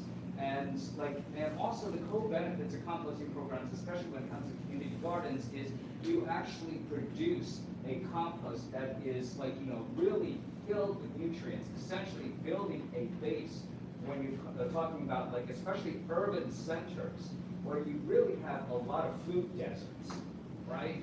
So if you have community gardens, you can actually start providing these nutrient-rich vegetables and fruits, all these gardens that can provide places for clustering, for communities to gather, for them to actually, take care of food insecurity issues as well, right? So there are so many co-benefits of composting programs, and the other thing I want to touch upon is, well, now that we have, let's say, proposed composting programs plus community gardens, how do we finance this? Right, and that's the issue that also needs to be addressed, and that's actually basically that's my life's work in terms of recyclable. What we've done is use blockchain to provide an audit trail, essentially provide a de-risking mechanism for climate initiatives, so sustainability initiatives. I mean, obviously, with carbon offset generation, a lot of the talk right now is basically around why it has failed in terms of impact, right? And I do think blockchain is the necessary solution in providing proof of impact, actually measuring materials as they're being as they're being handled by stakeholders to prove a sustainable impact in terms of our initial use cases around plastics recycling, providing that audit trail to actually show that things have happened. Anyway, my time is up. Thank you very much. I'm here to discuss further in terms of project development. I'm here, and I will also be a cop, so please reach out to me.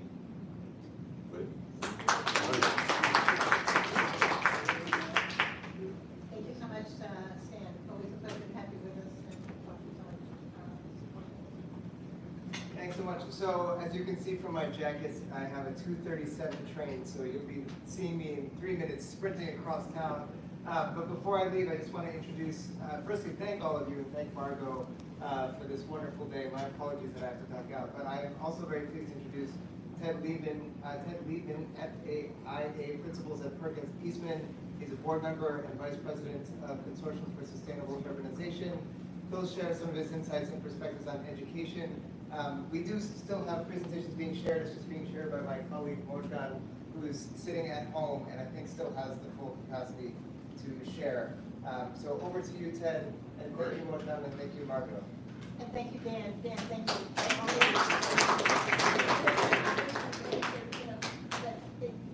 Enjoying all of your children. Thank you. I appreciate it. Over to you. Okay, so slide maker on this say next. No, John? Today I'm going to talk a bit about my thinking about education, innovations of education. And my interest began, believe it or not, half a century ago. I had lunch with Albert Hofmann, the author of Future Shock. We're all in future shock today with the news, but my lunch with him, I was discussing our new mini school system, a new way of educating young children from kindergarten to 8th grade, moving every 2 years to another school, giving them a sense of achievement. Mr. Toffler interrupted me and said, "You mentioned you had a 6 or 7-year-old, and what would happen if instead of their going to school nearby, their school was, well, you're on the 46th floor of this building, what if they were on the 40th floor? And you took your daughter to work each morning and had a chance to discuss your work life, and she experienced what you went through in your living, working environment. And next.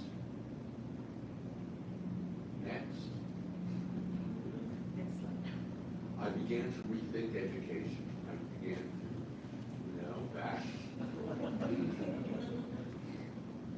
back, good. Life, work, communications. I thought of lifelong education. What innovations?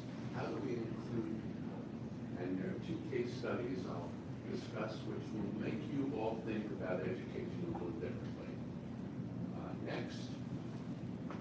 A half-century ago, a residential community for 5,000 people was created in a small island in New York City.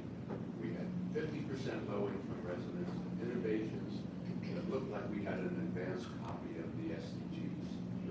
We were a car-free island, 50% low-income, a new way of educating the kids, and free electric buses, and even a pneumatic trash system. Next.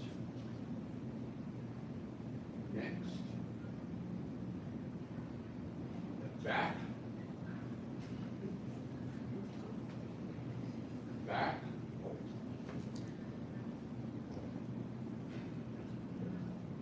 Next. Oh, my goodness. I'm sorry. Hi, can you hear me, everyone in the room? So the slide after this one that you're saying next to is this slide. There's no slide in between. So I'm not sure what we're into. Okay. After 4 decades a Silicon City was going to be developed on Roosevelt Island, a new applied science tech campus. This is new thinking about education next. So after 40 years, Cornell Tech Campus enhanced education opportunities. It was a laboratory of innovation and commercial incubator, and it enriched the island, the whole city, and the whole world. And this way of new thinking about education is really a new thing next. There were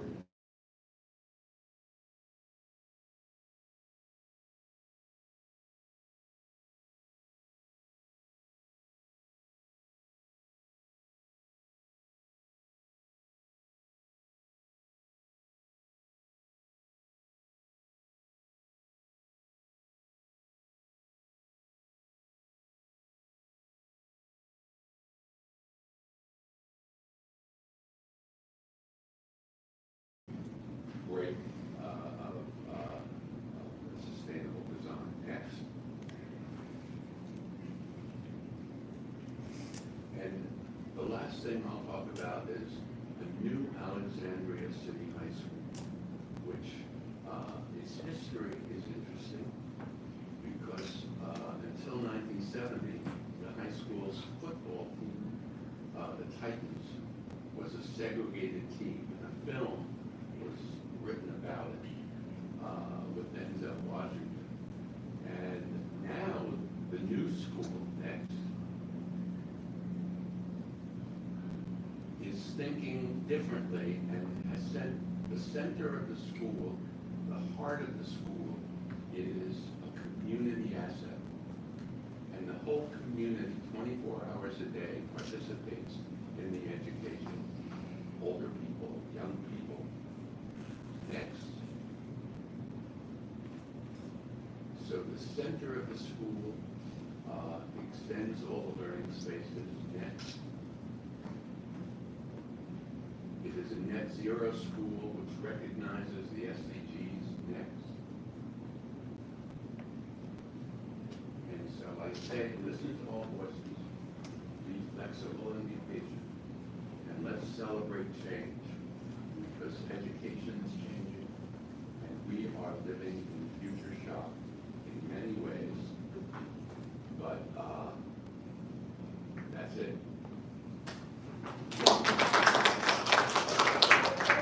To be right on time. Thank you so much for that. So now we thank you, Ted, and we're honored to welcome back Dr. Mark Weiss. He's the chairman and CEO of the Global Urban Development. And Mark is going to please share with us about the book launch today and also about our collaborations that we're doing with them. Mark, over to you. Thank you, Margot. Happy World Cities Day, everyone. And it's a pleasure to follow Ted's great talk. So I have three good news announcements, and then we'll see how much time I have left. The first is, and they're all about sustainable innovation zones, which is GUD's kind of global initiative for the next decade and for the past decade. First is a new collaboration, a new partnership between the NGO Committee on Sustainable Development New York and Global Development. This was Margot's wonderful idea, and thank you. That will be led by Margot and by GUD Vice Chair Jane Katz to work together so that the NGO Committee can help work with GUD to promote and expand sustainable innovation zones around the world. And the first element of this project will be a chat series where you and others will have the opportunity to interact with key leaders of these zones, like Angela Danilovich from Porto Alegre, Brazil, and Wendy Howard from Wheaton, Maryland, Dominika Pazur from Poznań, Poland, and so forth. So we're really excited and invite all of you to participate. Second, I wanted to let you know that, and I'm very happy about this, as of January, I will be a professor of city and regional planning at the University of California, Berkeley, where I've got my PhD 40 years ago. And what I'm going to be doing, I'm teaching the next 2 semesters, so it'll be the full year of 2024, January, December, on organizing a sustainable innovation zone in Oakland, California. And so that'll be the second one in the U.S., as I mentioned earlier. The first is Wheaton, Maryland, just outside Washington, D.C. That's funded by the Montgomery County Economic Development Corporation and U.S. Department of Energy. And Jane is very involved in that, so when she gives her talk, she's going to say some more about that. The third announcement, I was typing the message in the chat, and I accidentally hit return, so it got split in half.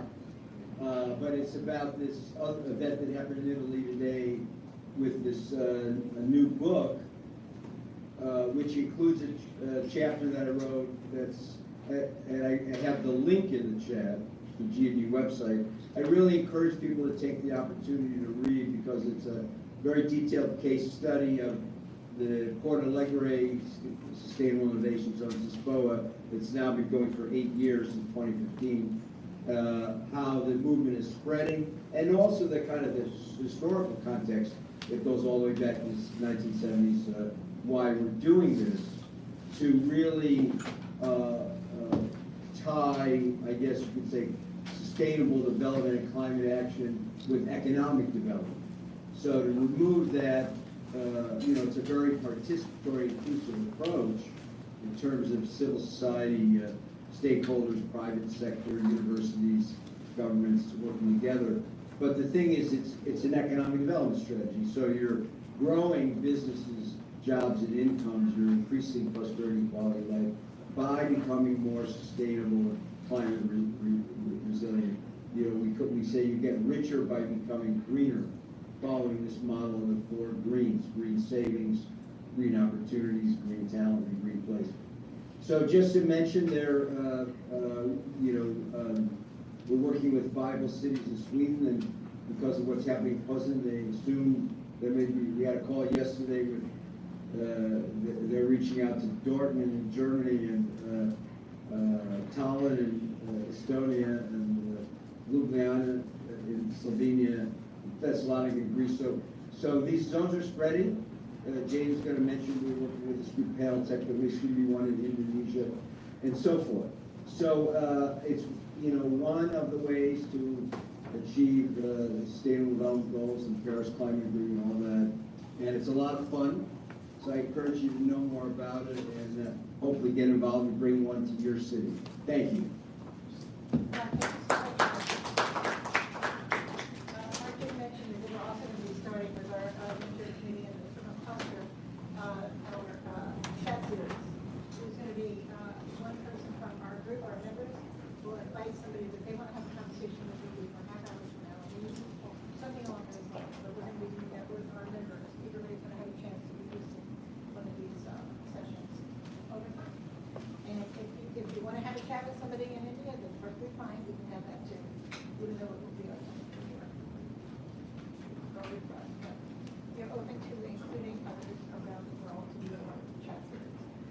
Thank you so much, Mark. And now we're happy to welcome back Alina Karima. I hope I said this right, Alina. I tried. The founder of Agriher in Zambia. She is now our NGO Committee on Sustainable Development youth rep with the UN Department of Global Communications. And Alina has accomplished so much to support youth in her community in Zambia, and we're also proud to have her with us today. Please welcome to our event. Hi, Margot. Thank you for that introduction. Your Excellencies, colleagues, and everyone joining us, I greet you all, and I'm very honored to join you from Zambia. I'm the youth rep for the NGO Committee on Sustainable Development New York. We cannot talk about financing, sustainability, and innovation. Hello, someone from Zambia gave me a shout out. Sorry, I got excited. We cannot talk about financing, sustainability, innovation, and initiatives around cities without having young people as key stakeholders and partnerships to not only the solutions, but these conversations as well. And that's why I am here. I have been working with policy decision makers, MPs, community groups, NGOs, and corporations to not only form, but help understand why we need to create youth and community-led coalitions for the realization of sustainable cities and how we can all come together to collaborate and achieve action steps that are needed. I know that a lot has been said covering green economy, and I know that we're all on timers, so I will be quick but promptly. Inclusive sustainability of cities requires collaboration.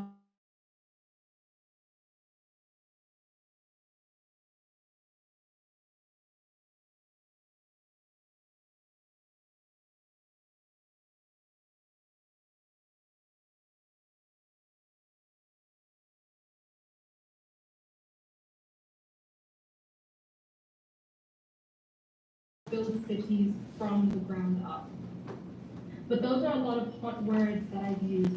How do we actually realize this? A few actions that I helped implement in my city of Lusaka and other cities like Marambanyama, Kitwe, Ndola on the Copper Belt can be replicated, such as inclusivity, acknowledging all inhabitants of the city, giving them a sense of belonging and responsibility by including them in crucial decision-making processes. Allow data to work for you when you're practicing inclusivity. A practical way that we did this in Zambia was when the pandemic COVID-19 hit us, and World Health Organization was putting out all these messages, really powerful information, useful as well in English. Now in Zambia and in Lusaka alone, we have over 72 spoken languages, and the messages were not getting to the right people, to the communities in time. And so one of the things that I did was work with Ministry of Health Zambia and World Health Organization to translate a lot of these messages into local languages and languages that were spoken in the city of Lusaka. And we allowed data to work for us to create inclusivity. Another thing is creating financing through local social enterprise that serves to not only tackle challenges that are affecting communities, but generate income that will contribute to contingency budgets for when perhaps another pandemic hits us. When COVID-19 happened, I know that for us it was a great realization that a lot of our local organizations, from NGOs to community support groups, didn't have a contingency budget and plan in place to change our programs from, say, menstrual health and hygiene management to now providing aid and health support to people that needed it the most. And perhaps another topic that I can count on building social enterprise is we all understand how local businesses support the economic activity that takes place in a city. Sandra earlier had spoken about how no city is immune to adversity and its own challenges. It's always great to be prepared for the worst.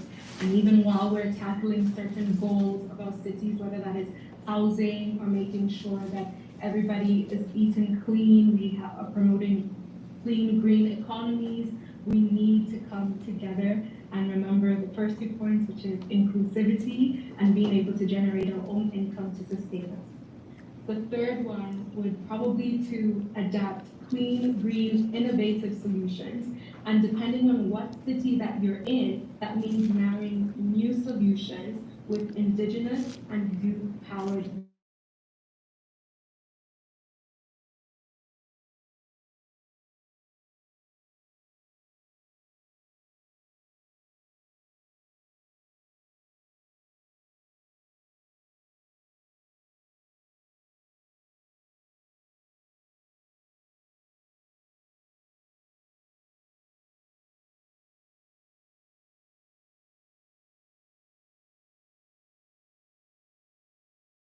is not sustainable. I hope I didn't take up too much time or too little time. That will be all from me. Thank you so much, everyone. Thank you so much. Amina, we look forward to having you engage with us for the CSO conference, possibly in Nairobi, and also lead towards the Summit of the Future for 2024. Always happy to have you with us. Thank you, my dear. So now we're pleased to welcome Juan Vargas. He's the co-founder and director of Executive Leadership Development Council, joining us, and he's going to share their initiatives to support communities locally and globally. Thank you for the invitation. Thank you so much. Good afternoon, Excellency, and everyone joining us today. I want to begin by thanking Margot for your continued partnership and friendship to support our organization. We appreciate the team with the NGO Committee on Sustainable Development in New York, along with our fellow representatives, for sharing their insights for sustainable cities and communities from around the world.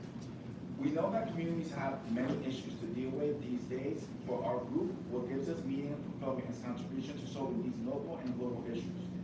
The answer is simple, and to this end, we support the success of the 17 UN Sustainable Development Goals to leave no one behind by the year 2030. At the Executive Leadership Development Council, our main focus of action is supporting communities. We have established partnerships with national and local leaders, including the in the education and health sectors, that affords opportunities for collaboration and co-creation with a shared vision to develop sustainable solutions that bring the necessary elements to create the foundations for success throughout communities. With a mission to elevate health and education with contributions for all people. We are galvanizing communities and industries to create ecosystems with collaborative environments that will influence change globally. In addition, we equip communities with resources and personnel to help establish the experiences to support our vision that addresses the United Nations Sustainable Development Goals, in particular SDG 3, good health, and SDG 4, quality education, and SDG 11 for sustainable cities and communities. Locally, we have partnered with over 100 learning institutions, educational leaders, parents, teachers to create quality education. We equip community leaders with resources to help establish the experiences and advantage our people need to develop in areas of education.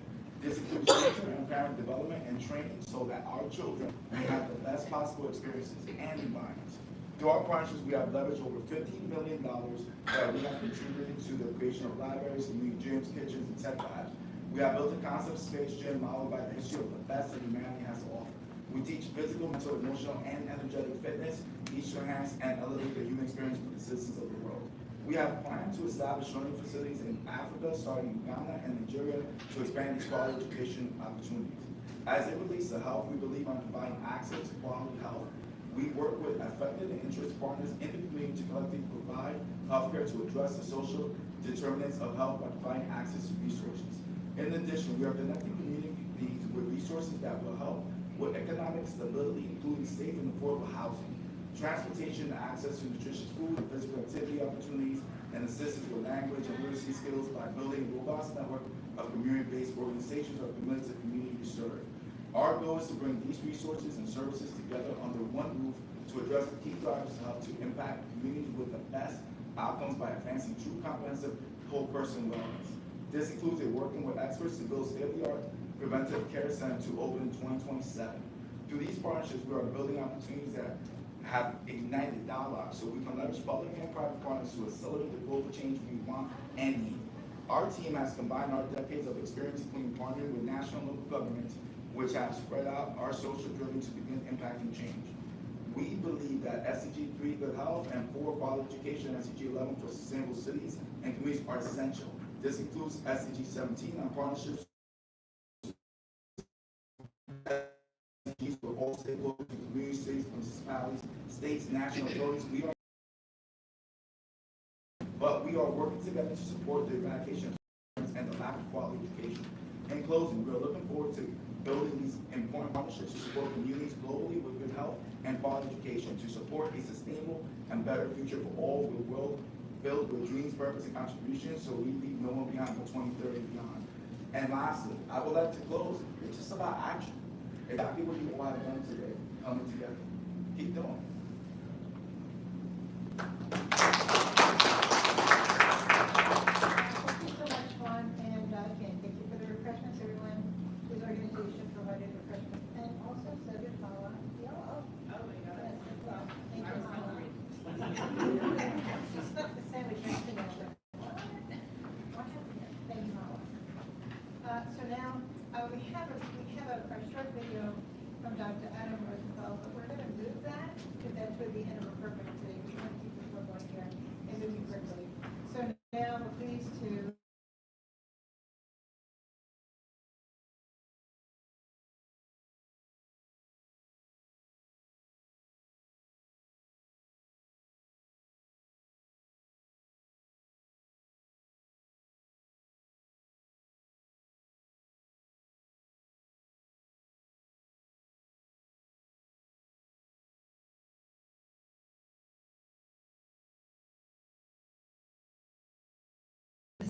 left, but in absentia, and Mark and all the others that have spoken today, I really appreciate it. I'm going to talk a little bit about reducing risk and losses and saving lives in cities that are affected by climate-related disasters. We've heard a little bit about this already today, and resilience.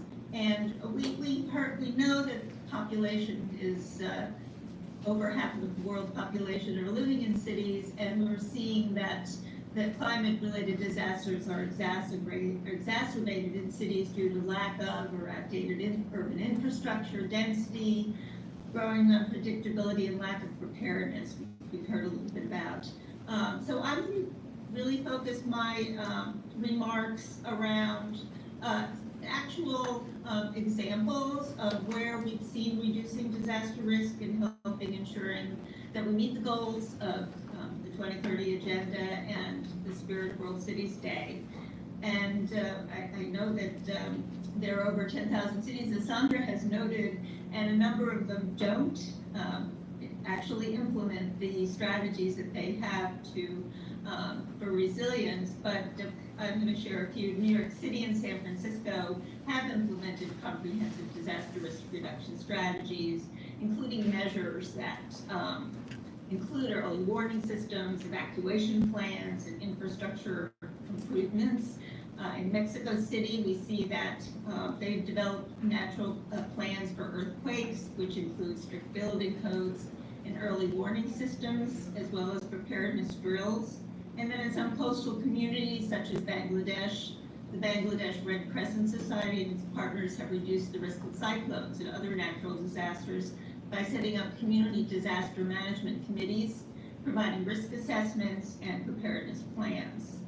Many cities we see have adopted nature-based solutions which address climate change, biodiversity loss, disaster risk, food security and water, human health, and socioeconomic development. Our organization, GUD, has partnered with local government, business, civil society, and residents in Montgomery County. I think Mark mentioned this in the Wheaton Sustainable Innovation Zone. And that objective is to work on enabling new and enhanced existing improvements, such as community gardens and sustainable parklets, urban reforestation, rainwater installation, and stormwater mitigation, and various others.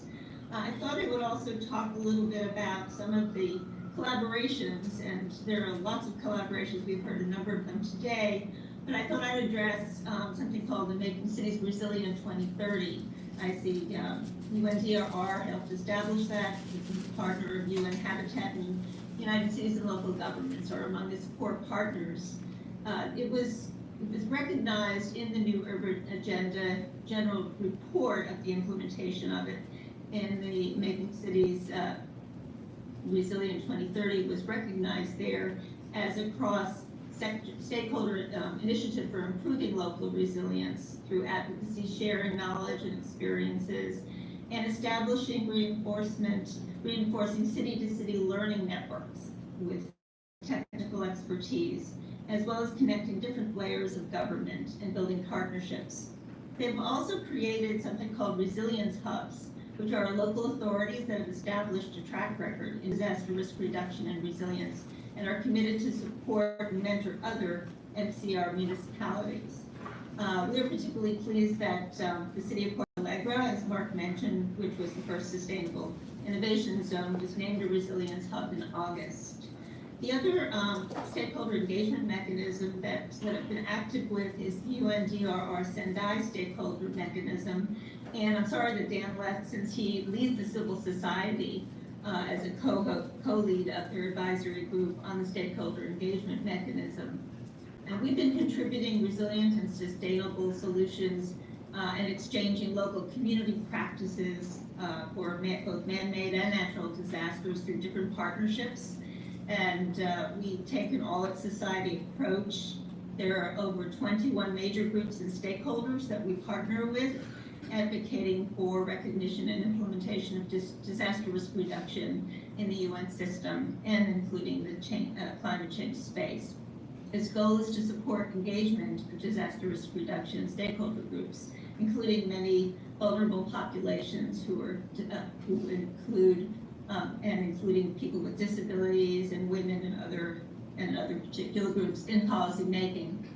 And then I just wanted to cite what Mark had suggested earlier, and Margot, to thank Margot, because we've been working with the NGO Committee on Sustainable Development in New York to provide opportunities to work on specific projects, including the scaling up of sustainable innovation zones, with a focus on becoming greener and more sustainable and resilient in the face of disaster risk.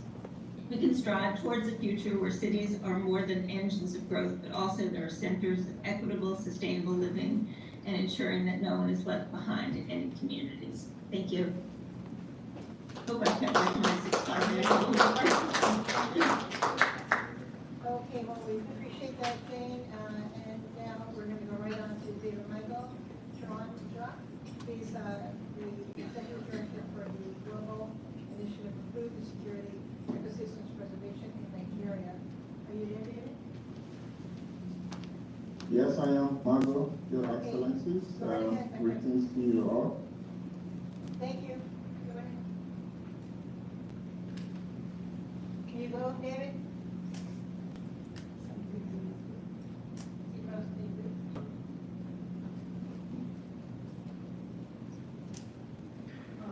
I think the light was. I don't know when to do that. The light was. This is terrible.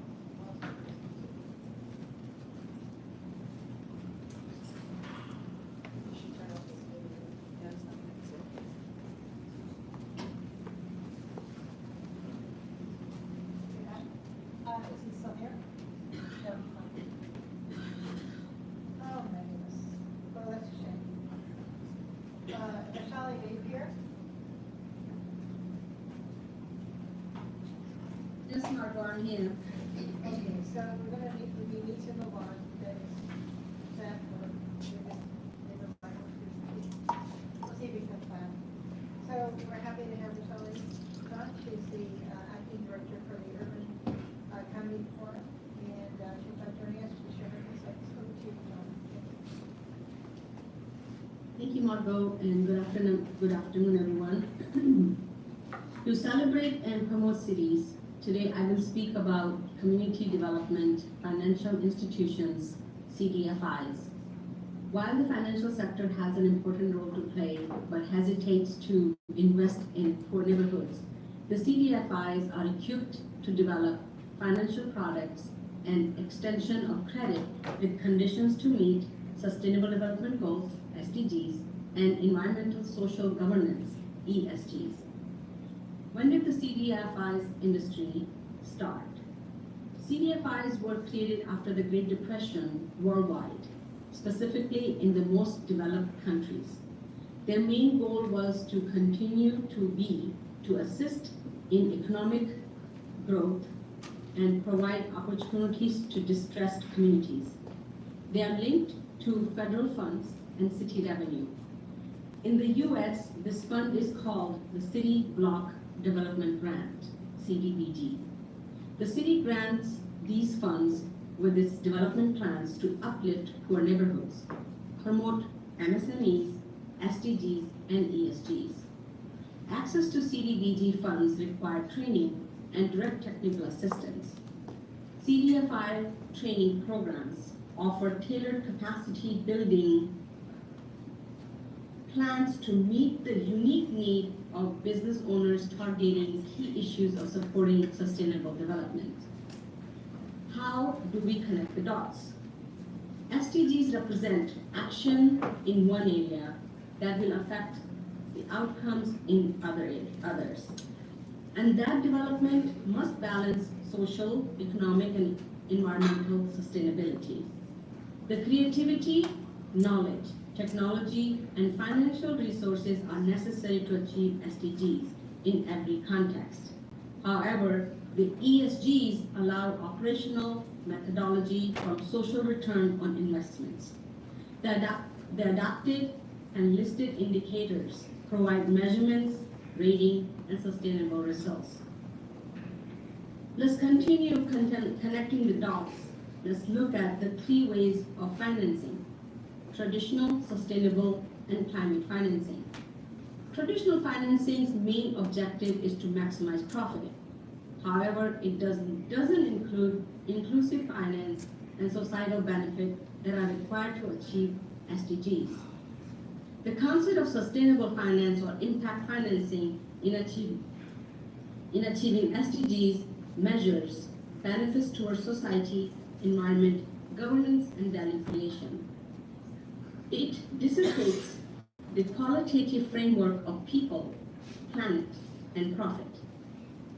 Under Article 9 of the Paris Agreement for Climate Finance, developed countries were expected to provide financial resources to assist developing countries. However, the collection of funds was not enough for both mitigation and adaptation under the convention. With that in mind, the developing countries decided to turn within for resources and implementation because mobilizing of climate finance should represent a progression beyond previous efforts. With the country-driven strategies in mobilizing climate finance from a wide variety of resources require channeling of funds. To channel the funds, CDFIs are more suitable because they work close to community, provide training, and practice inclusive finance, and they're equipped to be the enablers and assist in pivoting the transition towards a holistic approach and sustainable development that benefits society as a whole. Two examples of CDBG programs through CDFIs. Washington State has 28 CDFIs, including Native Americans. During COVID, they received $292 million towards the Washington Payroll Protection Program, which saved 35,000 jobs. For post-COVID recovery, CDFIs in Washington State thus far have received $8 million annually and $164 million to promote innovative ideas where SDGs and ESGs can be achieved. To create jobs, the City of Baltimore has created a PAC, a partnership between CDFIs, NGOs, MSMEs, and communities in need. An NGO named Second Chance, focusing on taking down old homes and buildings to resell salvaged building materials and mitigate landfills, has hired more than 500 previously incarcerated citizens. Keep in mind that during COVID-19, I'm wrapping it up.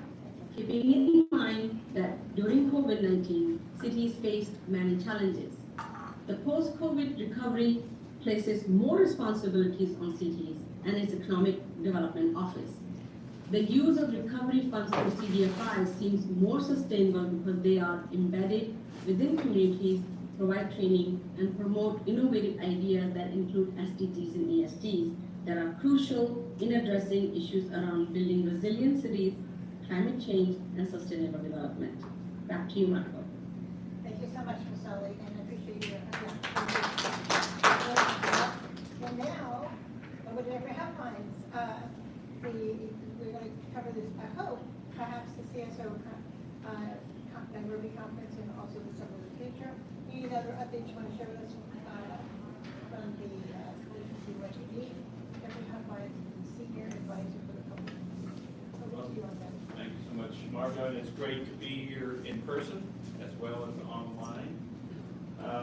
And thanks for the opportunity to give an update on a CSO Nairobi conference to take place this next May in the UN Summit of the Future. So, as we've discussed previously, the Summit of the Future in September 2024 offers an opportunity to realign our thinking around the 2030 Agenda toward multilateral cooperation for enhanced multi-stakeholder engagement to build a world where no one is left behind. And reflecting on our own preparations for the Summit of the Future, as Imo Carino will recall, following our Global Futures Forum in March, in the adoption of our interim People's Pact for the Future, UCLG invited Dan Carell as C4UN co-chair to give a keynote speech at the UCLG Future Envisioning exercise on governance architecture last May.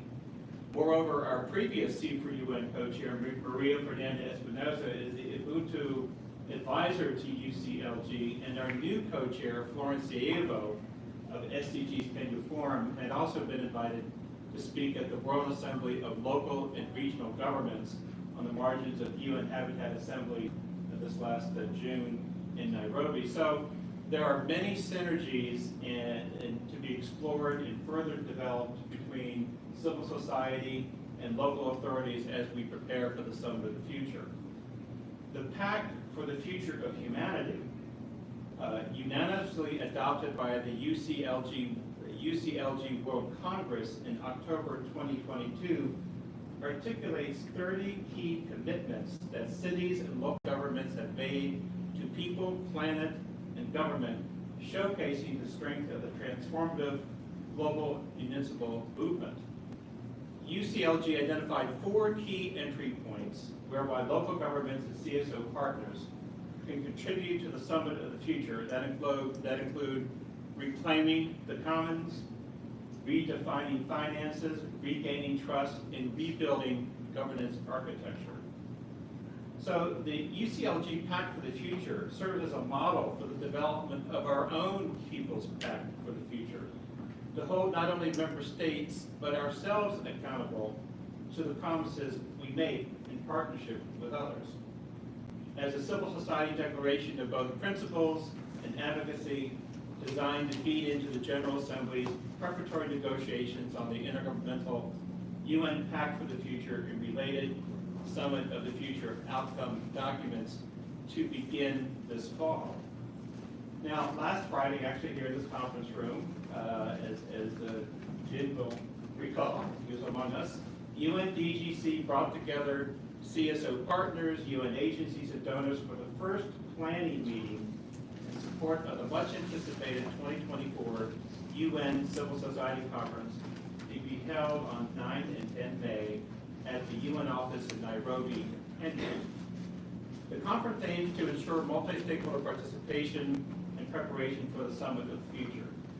The conference is an opportunity for innovation and creativity toward giving a safe space for civil society to speak out and share ideas to feed into the Summit Pact, aligned with the SDGs and our common agenda. And so to date, there have been 68 UN civil society conferences. A number of us in this room have been engaged over the decades now in the preparation of these conferences. Yes. Oh, Hawa, you're here. Great. Yes. Thank you, Hawa. You should be giving this part.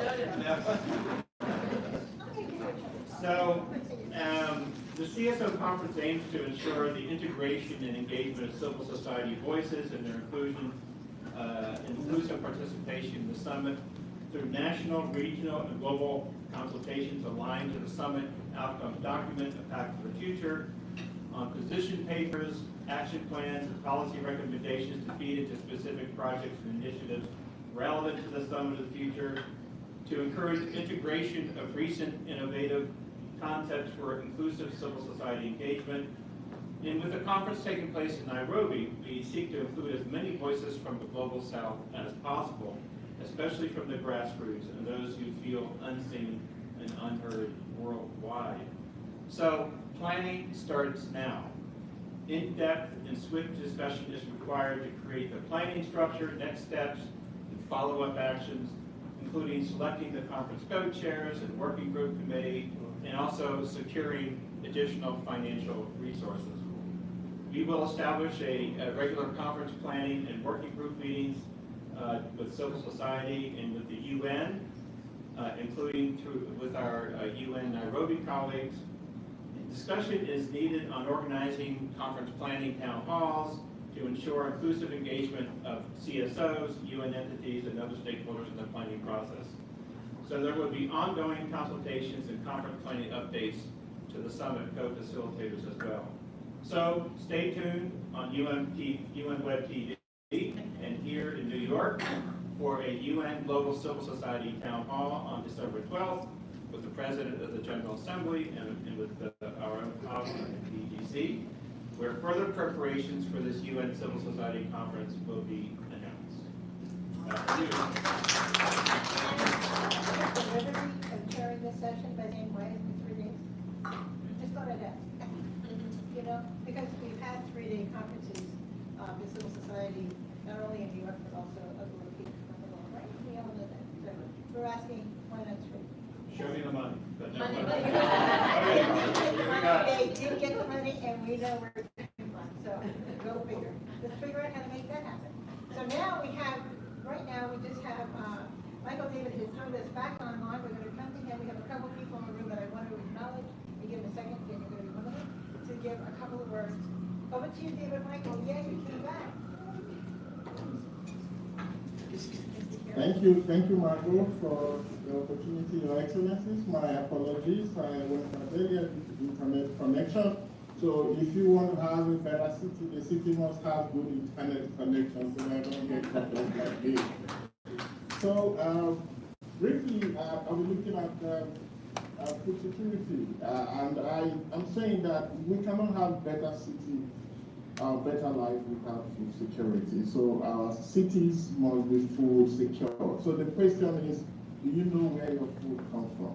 So a little initiative that I do with the city of Abuja in Nigeria is to get a group of community unemployed women especially within the cities and train them how to grow food within their homes using bags, containers, etc. And you will be surprised at the result. And this system simply permaculture using organic materials, no chemicals, and then we're able to produce food. Next slide, quickly. And that's the first picture you saw. This is the result, and then you see the final result after. Next slide. As I run through quickly. Yeah, there we go. So this is purely produced by this group of women within their compounds, within green spaces. So imagine what we can do with all the green spaces we have in the different cities and different communities. We would not be complaining of unemployment or food security within the cities. On the last slide, this is the best one. This was harvested yesterday by the group of women, sweet potatoes. And with this, you are sure that you have food on your table. This is good for biodiversity conservation within the city. It is good for carbon sequestration. It is good for our health, and it is also good for our pocket. So my call for action to you all is that by the next time we are meeting, everyone must show a photo of his own farm somewhere, his own organic farm. Thank you so much. Have a good day.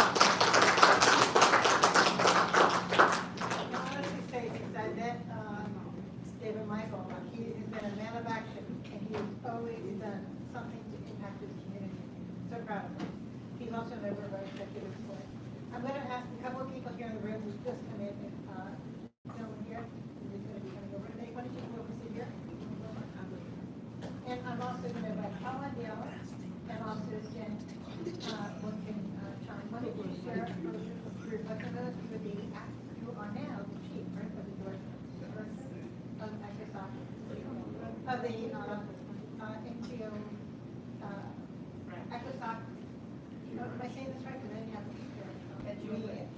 So, you think? NGO branch. NGO branch of the and we thank you for joining us. We've been here for the whole meeting, and we appreciate you. Any questions you'd like to share with us?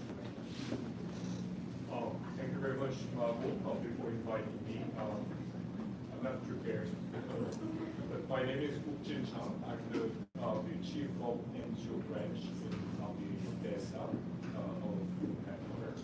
And today's session was very rich, and I was really happy to hear all the expertise and experiences and know-hows of NGOs and players and leaders of the community. And I was working for the former Secretary General of the President's Special Assistant. And whenever he visited the foreign countries, he never failed to meet with the mayor or the governor, as well as the civil society leaders. And what he thought when he worked to formulate the SDGs, he thought that the SDG is the overarching of the whole system, of the whole nations, of the global leaders in the complex. And he thought that it is also as important to give the dedication to the people as a global citizens, because it cannot be done only by the government, it cannot be done only by the citizens, but it should be combined efforts to move towards the same goals. And also, he also thought it is as important to have the engagement with the mayors and governors, as well as all the stakeholders, like the CSOs, NGOs, and academia and private sector, in order to move towards the goals. So that's what I've learned from him, and that's why I think today's meeting today, which feels the big part of the mayors and the government, the regional leaders, as well as the city, the civil society's voice, which can fulfill the success of the SDGs as well as the policy. In that sense, I thank you for your contribution. It's our pleasure, and thank you. I've opted to work with you and create opportunities, and we're happy to do that. We had a really heart-to-heart talk the other day, and it was really quite inspiring for us. So thank you for being with us. Yay! I'm going to come first to Hawa Diallo, who is quite an incredible person here at the UN, and always held space for civil society, and we really. We just really want to make sure we acknowledge you, and we thank you for also some of the presence that you do. Hawa Diallo, Chief of the Civil Society, I'm probably going to get along, Hawa, you're with us, we love you. Well, thank you, Margot. I would say Margot's on my mom's payroll, so that's but it's a pleasure to always be here. I mean, I have friends and family. I see Cheryl, I see Andres back there, Gail is here, Jack, all the strong civil society allies that we have. Jeff really has said most of what needs to be said about the UN Civil Society Conference. I mean, what I can say is that I'm very excited that this is happening. Again, Jim, thanks for flagging Secretary Ban Ki-moon. I remember how supportive he was for the 2017 conference when we were in Gyeongju, South Korea, Tanzania. It was really fantastic. After that, we were in Salt Lake City. So I'm excited, not as Hawa Diallo at the UN, but Hawa as a super African woman, because this is the first conference that we will host in Africa, in Nairobi, Kenya. On behalf of my brothers and sisters, Karibu, Kenya. So we're looking forward. I think for DGC, we are looking forward to really working with our strong partners we've had in the past, but also opening up and having a wider scope of civil society across the UN system. You know, the DGC, along with other UN agencies, have been working aligned with the Secretary General's Our Common Agenda, where we've been working to have a civil society focal points network to really make sure we're coordinated in terms of, ensuring for meaningful engagement of civil society across the UN system. So we look to welcome our family and friends, but also new voices, especially marginalized, unseen, unheard voices from across the globe. So I'm really excited, and thank you, Jeff, for mentioning December 12th, mark your calendar. 2 big things will happen. We'll have the town hall, which will be split into half, as you said. The first one will be the civil society interaction with the President of the General Assembly, which DGC has been managing. And then we'll have a second have for the conference, so please be there. State your mark, get involved in the planning process, and let's do this. Thank you so much. And we have now Sam Littlewood, who's on the way to Boston, stop by, to be with us. He's our good friend and pal, and another supporter of the work that we do, and you have been for so many years. So, Simon, if you would like to share a couple of questions for me. Yeah, apologies for missing the first bit. Thanks of the so-called fast train up there. But I spent 20 years living in China. The fast trains are a little bit faster.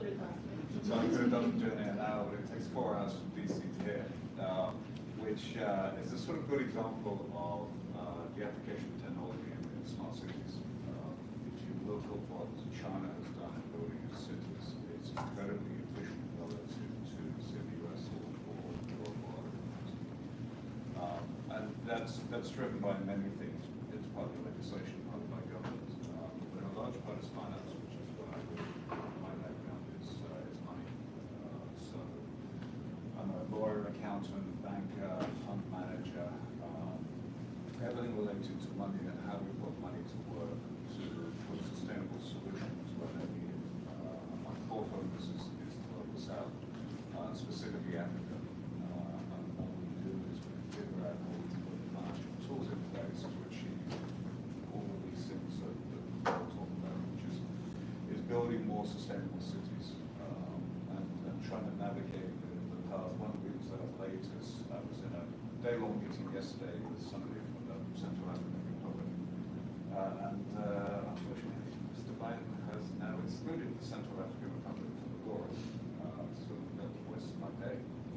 So, but it's unfortunately one of the issues that we as the private sector financiers face is this constantly changing legislative government environment.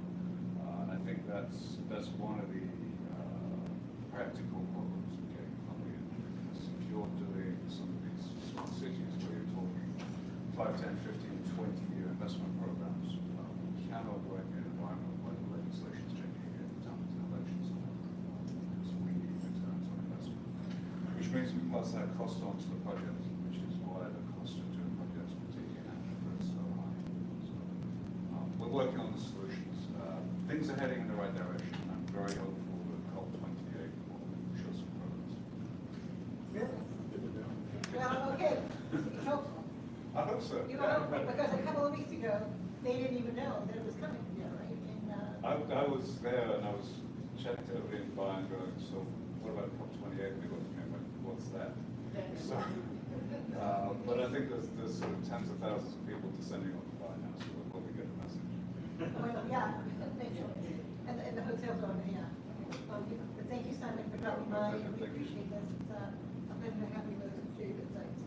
So, everyone, I want to take this moment to just thank you all. Thank all of our presenters. Thank Dan especially, my co-facilitator today, and anyone who's just really been sharing. Thank you. It's this is an event. This is not a meeting. Just want to be clear. I don't do it. I do events, but we're going to do other kinds of meetings coming up. Right now, it's important to show how much there is to be a part of connecting. We need to connect, and I think hope we did that today. So we appreciate Dan, permanent mission of Vanuatu. We do hope that Asante is going better soon, and also Ambassador Tebi, and we want to go over our co-sponsors, including our urban cluster team, and also the NGO Committee of Sustainable Development as well.